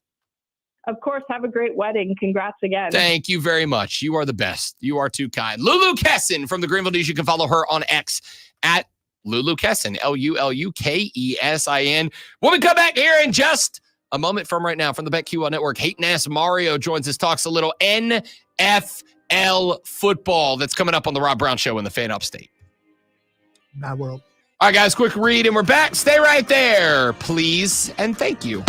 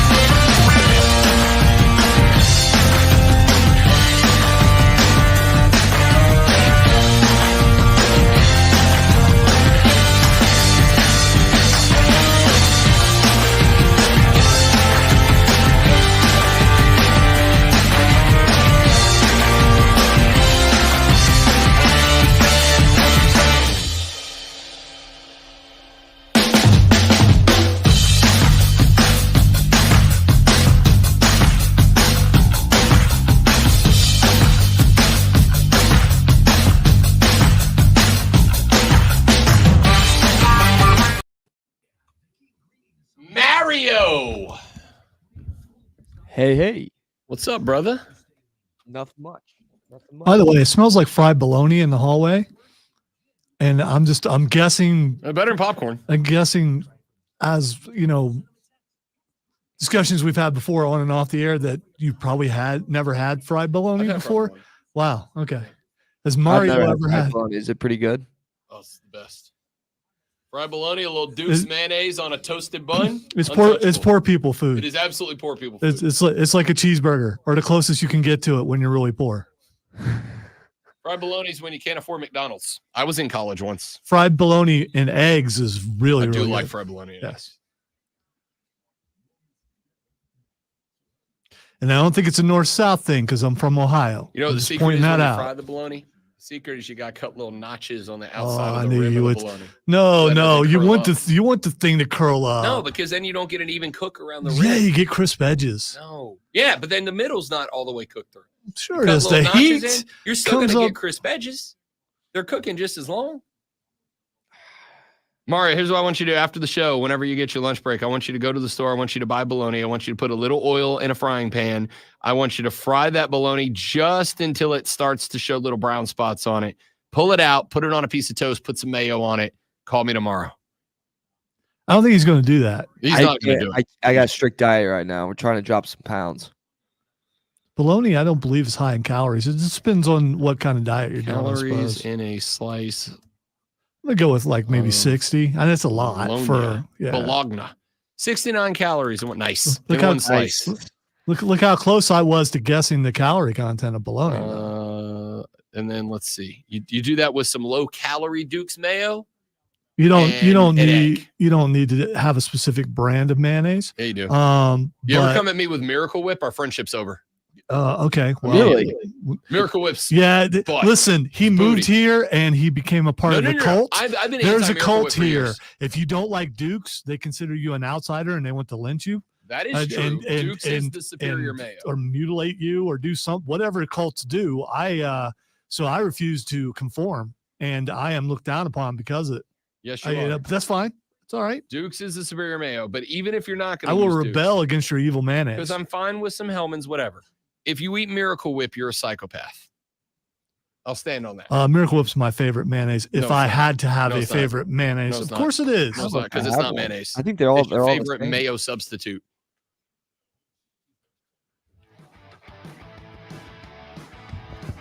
Rolling on with the Rob Brown Show here on the Fan Upstate. Robin the Great Malonzo with you, wrapping up our Tuesday. I almost said Thursday. Tuesday of broadcasting. We will be off tomorrow through the end of the month.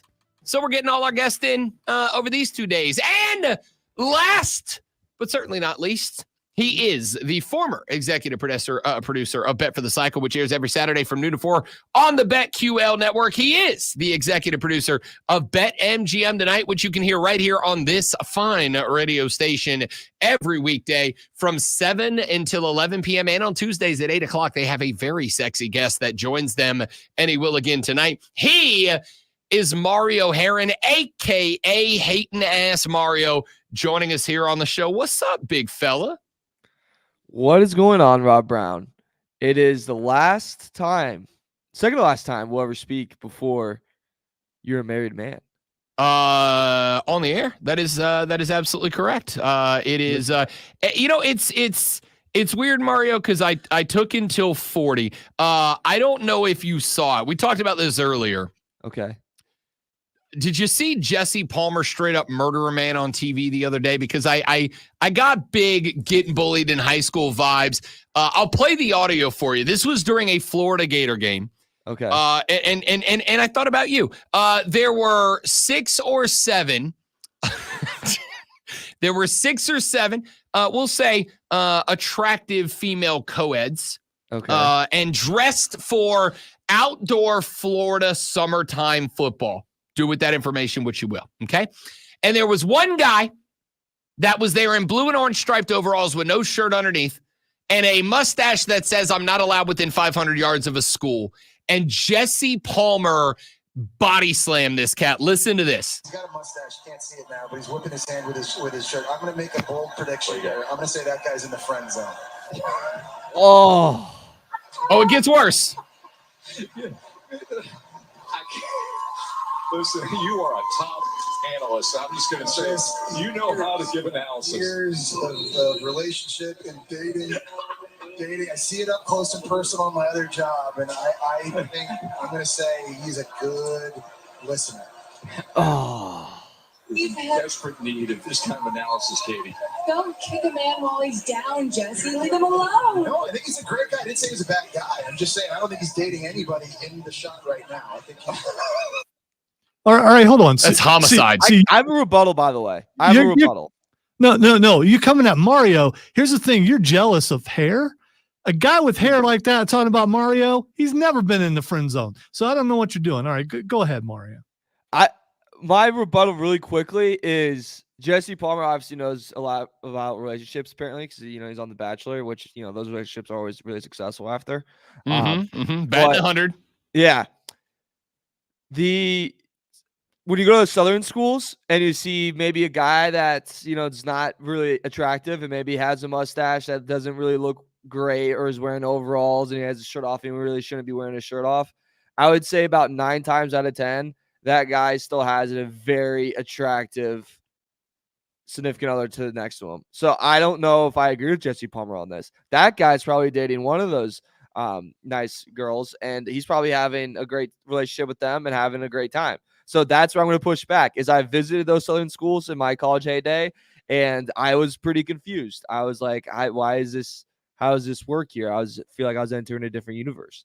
By the way, I basically said the same thing. Thank you. And here's the other thing though. Dude he's not a fat slob. Dude is in shape. In shape's a strong word Can to I use finish? there. Can I finish? Compared to at least 2 of the people talking right now, in good shape. That's all I'm saying. Sir. Mr. That guy's not in better shape than me. Yeah, I've got a that guy was not in better shape I've than got me. a promo playing where you talk about your saggy booty. Yeah, no, I got a saggy ass for sure, but it's because I'm in shape. All right. Let's talk some football. I will start here, hating ass Mario, by, as I always do, making it about me. Is my team good, or have we played 2 not good teams and I'm being fooled? If you would have played like the Panthers, and we did. And the Commanders, and if you guys did that, then I'd be like, I don't know if this team's that good. You did it against the Cowboys in Jerry's world, and I think that's something to be said. And you somehow found the fountain of youth in Alvin in the backfield with 3 touchdowns, rushing, obviously 1 passing as well. And Derek Carr suddenly looks like the Derek Carr of his earlier years. We're like, hey, I think this guy can be a top quarterback in the NFL. I think the Saints team's actually like pretty legit. And they're a very fun team to watch. And they're number 1 in yards per play. I believe they have one of the best, third best rushing offense in the NFL. Dude, this team is legit. They have a lot of weapons, a lot of ways they can beat you. And their division is not really a hard division. They have to take out the Bucs is like their toughest opponent. And like the Bucs, while they did have a great win against the Detroit Lions this past week, their injuries are just killing them left and right. I think Vita Vea got hurt this past weekend as well to add on top of it. So they're going to be missing guys for the next couple of weeks. Baker Mayfield will probably find his level of, I'm like, okay, I'm not fantastic. I think this team's pretty legit. I'm excited to see what they do going forward. I'm a firm believer in the Saints. You have the Eagles, I think, at home upcoming this week. And if the Eagles taught you anything last night, is they will always keep the door open for you to win. You just got to make sure you kind of get there. I think Derek Carr and the crew can get there. I'm interested. Against Carolina, 9 consecutive drives with points scored, 2 punts at the end of the game just to end the game. Against the Cowboys, 6 with points scored, then an interception, a punt, and a field goal. The INT was just a bad throw, but there was a minute 13 left to play in the game, and Carr at that point had a 35-point lead. Like, it just, I want to buy in and I want to believe, and I want to give credit to Clint Kubiak for what he's done with this offense. But I think I need one more. And I'm not saying you got to go out and put a 40 burger up this.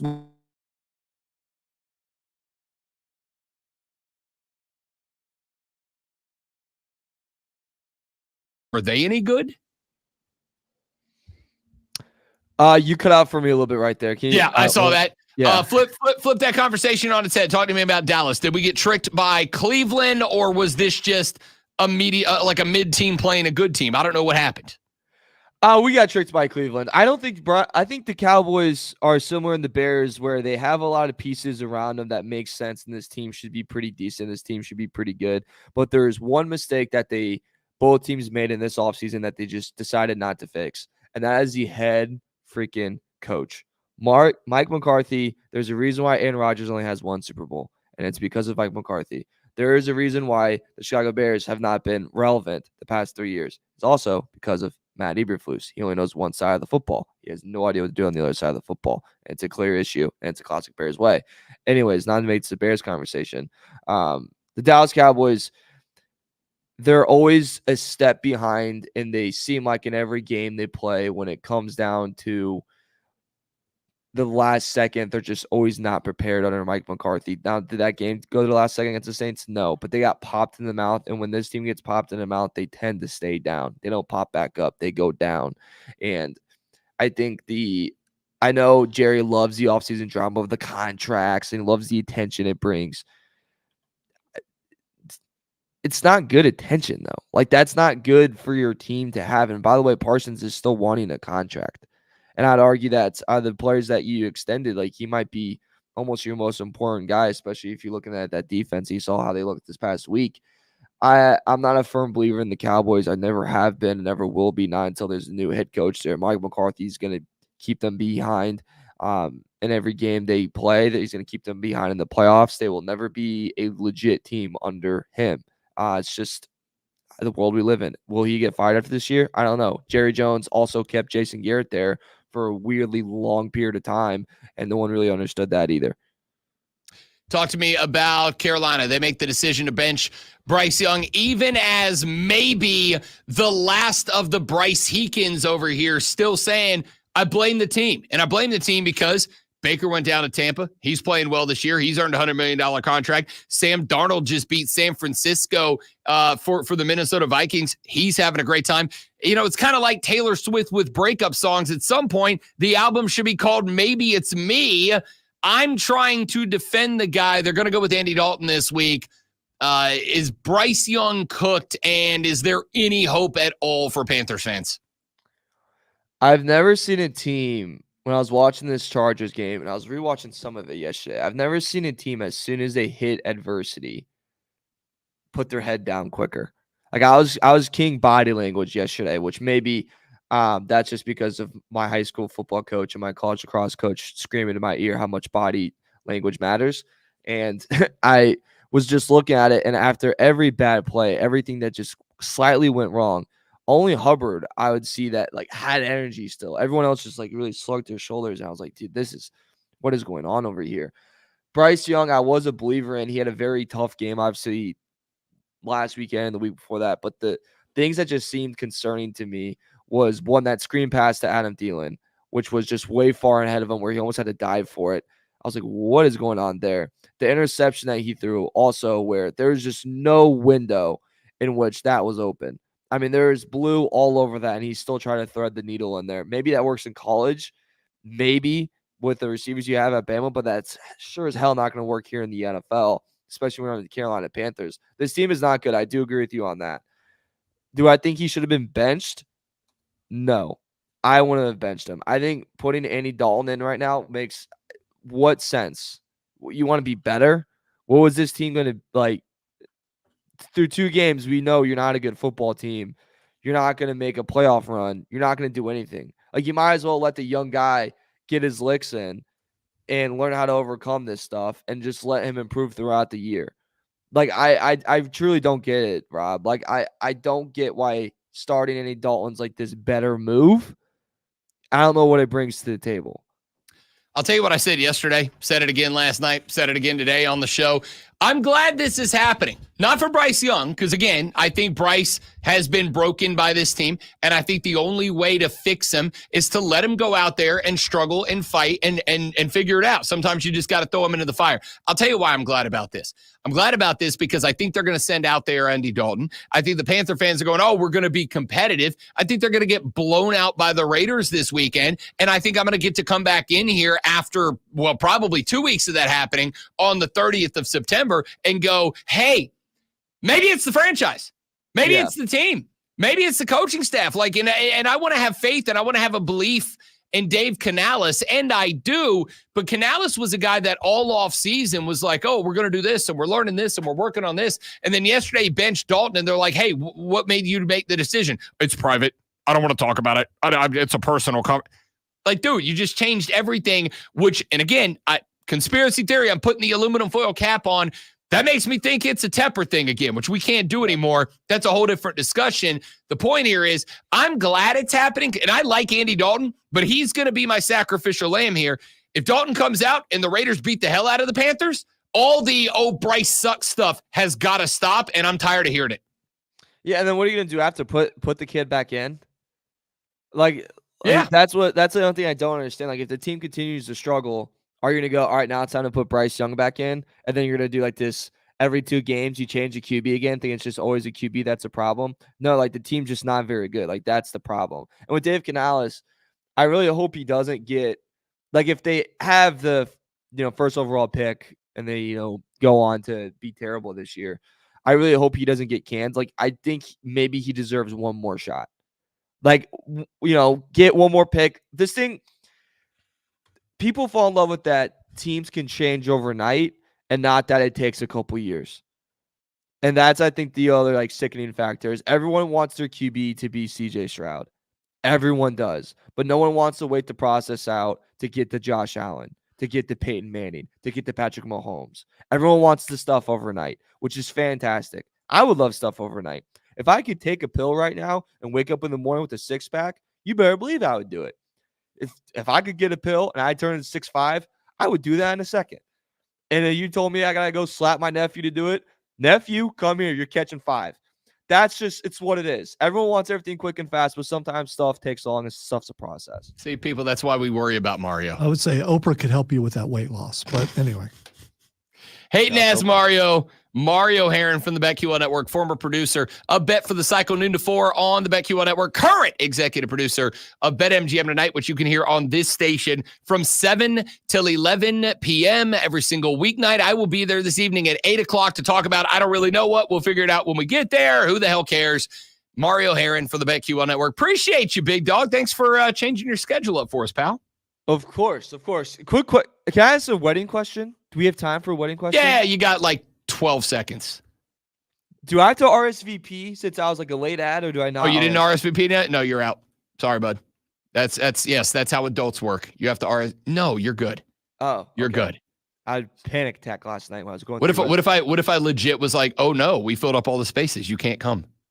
I mean, I would just call the hotel and pull the craziest excuse to get a refund. Mario, I will see you tonight, buddy. Thank you very much. Thanks, guys. Mario Herron from the BetQL Network. We're back after this on the Rob Brown Show in the Fan Upstate.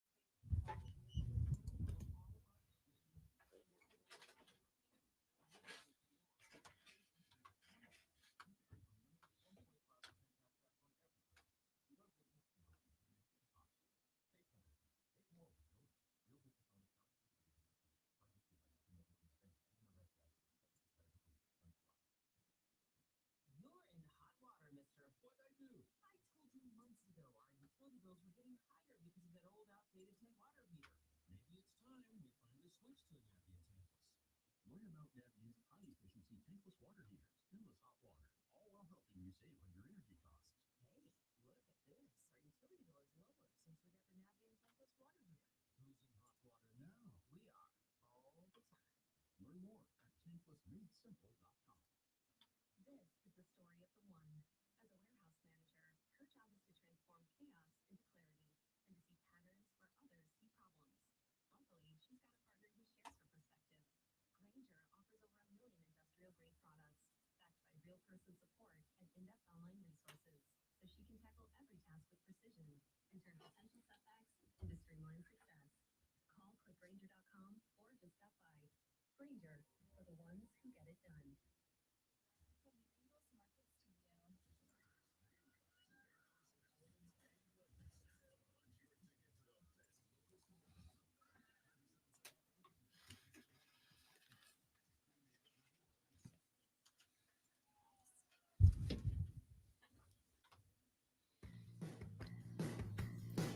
All right, if you're not there already, I need you to come to the stream right now. Facebook.com/TheFanUpstate. Facebook.com/TheFanUpstate. Or you can get at us on YouTube, The Fan Upstate, The Rob Brown Show on Twitch, Facebook, or YouTube. Why? You may ask. It is because Lonzo captured footage of what I don't believe is a chupacabra. I cannot say for certain it's not. I can't say for sure it's not. Too tall to be a chupacabra. It is. It is. I'm relatively sure it's a turkey, but we're all gonna watch Lonzo's Bigfoot footage style cinematography here and see if we can have. Now, set me up here. This was outside your house. All right, driving up my driveway, and there's a creature in my driveway. So I don't know if the creature is going to move out from in front of my car as I drive up the driveway. And if the said creature is going to attack me when I get out of my car, and I live in the middle of the woods. So He does live in the middle of the woods. I've been there once. It is a when I call it the compound, it's not a joke. Not ha funny. It's compound. And you weren't there in summer. Or nighttime. Well, there's that. That's also scary. So we had the footage, and we're gonna roll it through. You can see it right there. It's at the bottom of the screen. If you're watching, I can kind of highlight it with the mouse. It's right there in the bottom. I'm relatively certain it's definitely a bird. All right. Whether it's a by turkey, the way, it's definitely a bird. There's no doubt it's a bird. Yeah. But it's it looked very Jim Henson like for a while. it does look a little Muppety, because I will say, like, my thought was when it's moving, like it's got a turkey head bob, and there it goes. It turns around, and that's where I got sold on turkey. It's that like methodical head turn and then body turn with it. I think turkey, but here's the thing. It's white. Like clearly daytime, middle of the day, it's white. So it's either an albino turkey or it's a turkey that's like sick, got mange, its feathers fell out or something. I can't tell. Or it's another bird that's white that lives out in the woods. See, here's the thing. It ended up in the backyard later on in the day. Is it a duck, maybe? And I was going to say it had a very duck-like sound when it didn't sound like a turkey. It sounded more. It had a honk. It honked. So at first I Can thought, you do the honk? Can you imitate the honk? No, I cannot. You got to get as close. Hey, we might have some ornithologists out there that can go, oh, that's I will say it sounded like a goose honk, but I don't think it's a goose. I mean, all right. So it doesn't have the neck for a goose unless there's like you can't see how long the neck really is. It doesn't look like a goose. It looks like a chicken mixed with something else, and I call it a gickin because I don't know what it is. It's a creature in the woods. Gickin sounds like a good name. I'm going to let if you're not watching this again, the so stream it's a is mix up all of a 4 hours goose and a a day. chicken. I just don't. It's weird. It's fair. I'm going to lean on turkey, but it's a weird looking turkey. All right. Can't tell if it's like if it's an albino turkey, that's really cool. That's like 1 in 5,000. Yeah. I didn't post the video because I didn't take good enough video. And so you can see it up close. You definitely were looking over your phone while you filmed it. Well, yeah, in case it rushed. I mean, I don't know what that thing's going to do. I mean, it's not like I'm not scared of the thing I because just want to be prepared. I could have killed the thing. I'm more worried about it having something that could kill me, like some sort of disease or something. Oh, we also learned earlier today that birds can't get rabies. So that's at the time I did not know that. We did not know that before 7:40 today. It's a good thing Rob's not playing the sound because there's probably a little fear in my voice. I got to be honest. I thought about it. I really did. I thought about unmuting. But it wasn't my. I don't know what that is. But I mean. But it wasn't my driveway, and now it's out. Okay, I don't know what that is. But it wasn't my driveway, and now it's out there, and I don't know what it is. And I'm a little worried. Obviously not a chupacabra, but it's like a weird turkey or something. I don't know. If it comes back this way, I might get my car. I've lost it now, but I don't know what it is. It is weird. I'm going turkey. But I'm going turkey that's got it's got something wrong. Hey, with it. I've posted videos of snakes being on my door and things like that. So it's not unusual where I am. It's not unusual. But I looked up a turkey buzzard because I know those are out there. And it doesn't look like a turkey buzzard. It doesn't. I don't know what it is. And I'm guessing when I go home today, especially with the weather we've had, it's out there having a good time. But I don't want baby its to be out there because then you have a lot of gickens around and you don't know what to do. Gickens. It's like we're starting a horror movie based around exactly. Lonzo's compound. You know where I live? It's a gickin, man. I don't know what that is. I'm banking on turkey. I'm banking on turkey, and it's either an albino turkey or something's wrong with it. One or the other. That I'm going with there's something wrong with I'm gonna get, you know what? Paste that on the Fan Upstate Facebook page. Let's see. Because there's gonna be some dude out there that's like, hunt. By the way, I want to tell you, the first person I sent the video to. Your wife. No, Daggum Cole. Well, Cole Bryson. Daggum Cole Bryson. What did Cole say? He didn't know what it was. He took some guesses, but I was a little disappointed. I thought Cole would come through. I know other hunters that I could have sent it to. I could have sent it to Odie. I could have sent it to some other hunters, but I sent it to Cole because I knew that Cole would know what it was, and he didn't. That right there is a South Carolina blizzard turkey's what that is. Could be. I don't. That's a good Thanksgiving eating right there. All right, it's turkey. It's got to be a turkey. I think Cole said he would just use his shotgun. I believe that wholeheartly. And I was like, yeah, it's what I figured. Hey, Cole, you see that? What's? Yeah, they didn't you? Let's go find out. Let's check the carcass and see what it was. That's it for us, ladies and gentlemen. Thank you guys very much for being here again. Thank you for letting me be me. Thank you for allowing me to do this dumb job. Thank you for letting me be the best version of myself while I do this dumb job because legitimately I moved here not in a good way. You guys, by letting me do this job and have fun doing this job and be myself on the radio, allowed me to find myself once again, if I may be the Notebook levels of cliche for just a minute. And in doing so, you let me find somebody I love. Now I'm going down to Florida this weekend to marry that woman. Next time I speak to you, the ring will move from the right hand to the left. Thank you guys for being here. Hope you enjoyed the show. We'll see you back here on Monday, September 30th. Don't miss us too much. Yeah. 3 out the door. And then I missed the 4 button. out the door. It's all right. It's all right. I got a couple weeks to recover. Do miss us. Miss us a lot. Yeah. Send emails and texts saying, where are they? Yeah. Text our boss. Tell them how much you love and miss us.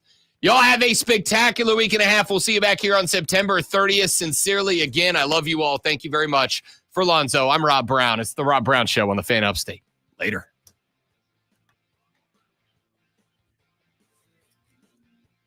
Sorry, I had to. No, you're good. We had to go. All good.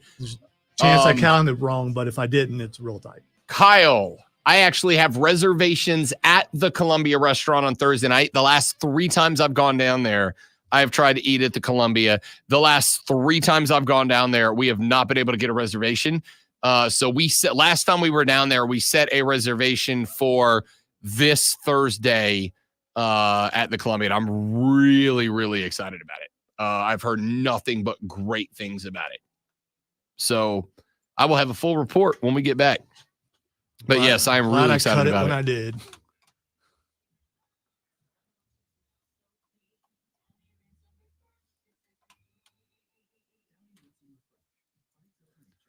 All right, so I get hope the key lime pie. So here's the fun thing: we're not doing a wedding cake; we are doing wedding key lime pies. Okay. Per the request of the lady friend. I fell in love with her again when she said that. Because wedding cakes are good. Like wedding cakes are good. A top tier key lime pie, untouchable. I wouldn't know. They didn't save us any of the wedding cake other than the picture. You didn't get a piece of your own wedding cake? Other than the picture. And that was it. I told you. You didn't get a piece of your own wedding cake. Like the meal I understand. Dude. You didn't get a piece of your own wedding cake? No. You have bad friends. I mean, whatever. I just whose party made up the majority of your wedding? Yours or hers? Or is it 50-50? I think it was pretty even. Okay. We didn't keep track of all that. Okay. It wasn't, I mean, it was, the church was full. So I don't know, maybe a couple hundred people. Okay. I don't know. And they were hungry apparently. So, I mean, I can't believe you did not get a piece of Dude, your own cake. I mean, it's coming up on 32 years. It's okay. It's just cake. I Yeah, mean, but it's your wedding. I do remember that we didn't get any. I'm so sentimental for a dude. Like everything means so much to me. Are you shoving the pie? Are you shoving pie to the face instead? No, we are. That has been. Yeah. See, I didn't either. No. So I didn't either. And so I don't know what happened. I don't know if I set the cake down and immediately someone took it and ate it. I don't know. It could have happened. I don't You know. not remember if you had a piece of cake in front of you? Again, 32 years ago. That's fair. I remember many of the moments from the wedding and after. And That's all. I mean, at and the end of the day, reception. that's all that But matters. in the end, it was just cake. And I know Yeah. we didn't get any. So it wasn't a very big cake either. So. But to answer your question, no one is shoving cake into each other's faces. That is very off the table. And plus, if you do it with pie, I mean, if that pie doesn't, and does key lime have the consistency to where? No, it would just key lime's be- a thick pie. Yeah, you would have to basically Yeah. scoop and Key lime's a thick pie. You could do it with a whole slice, but you'd have to coat it in whipped cream, or else you're just pretty much punching somebody in the face. All right. Well, I do have to go. All right, my wife just sent me this, That's a white turkey. and it kind of looks like White that. turkey. But yeah, I- but that's fluffy. Oh, here's one. The broad-breasted white turkey. In fact, I'll put it on the screen if I can get it up.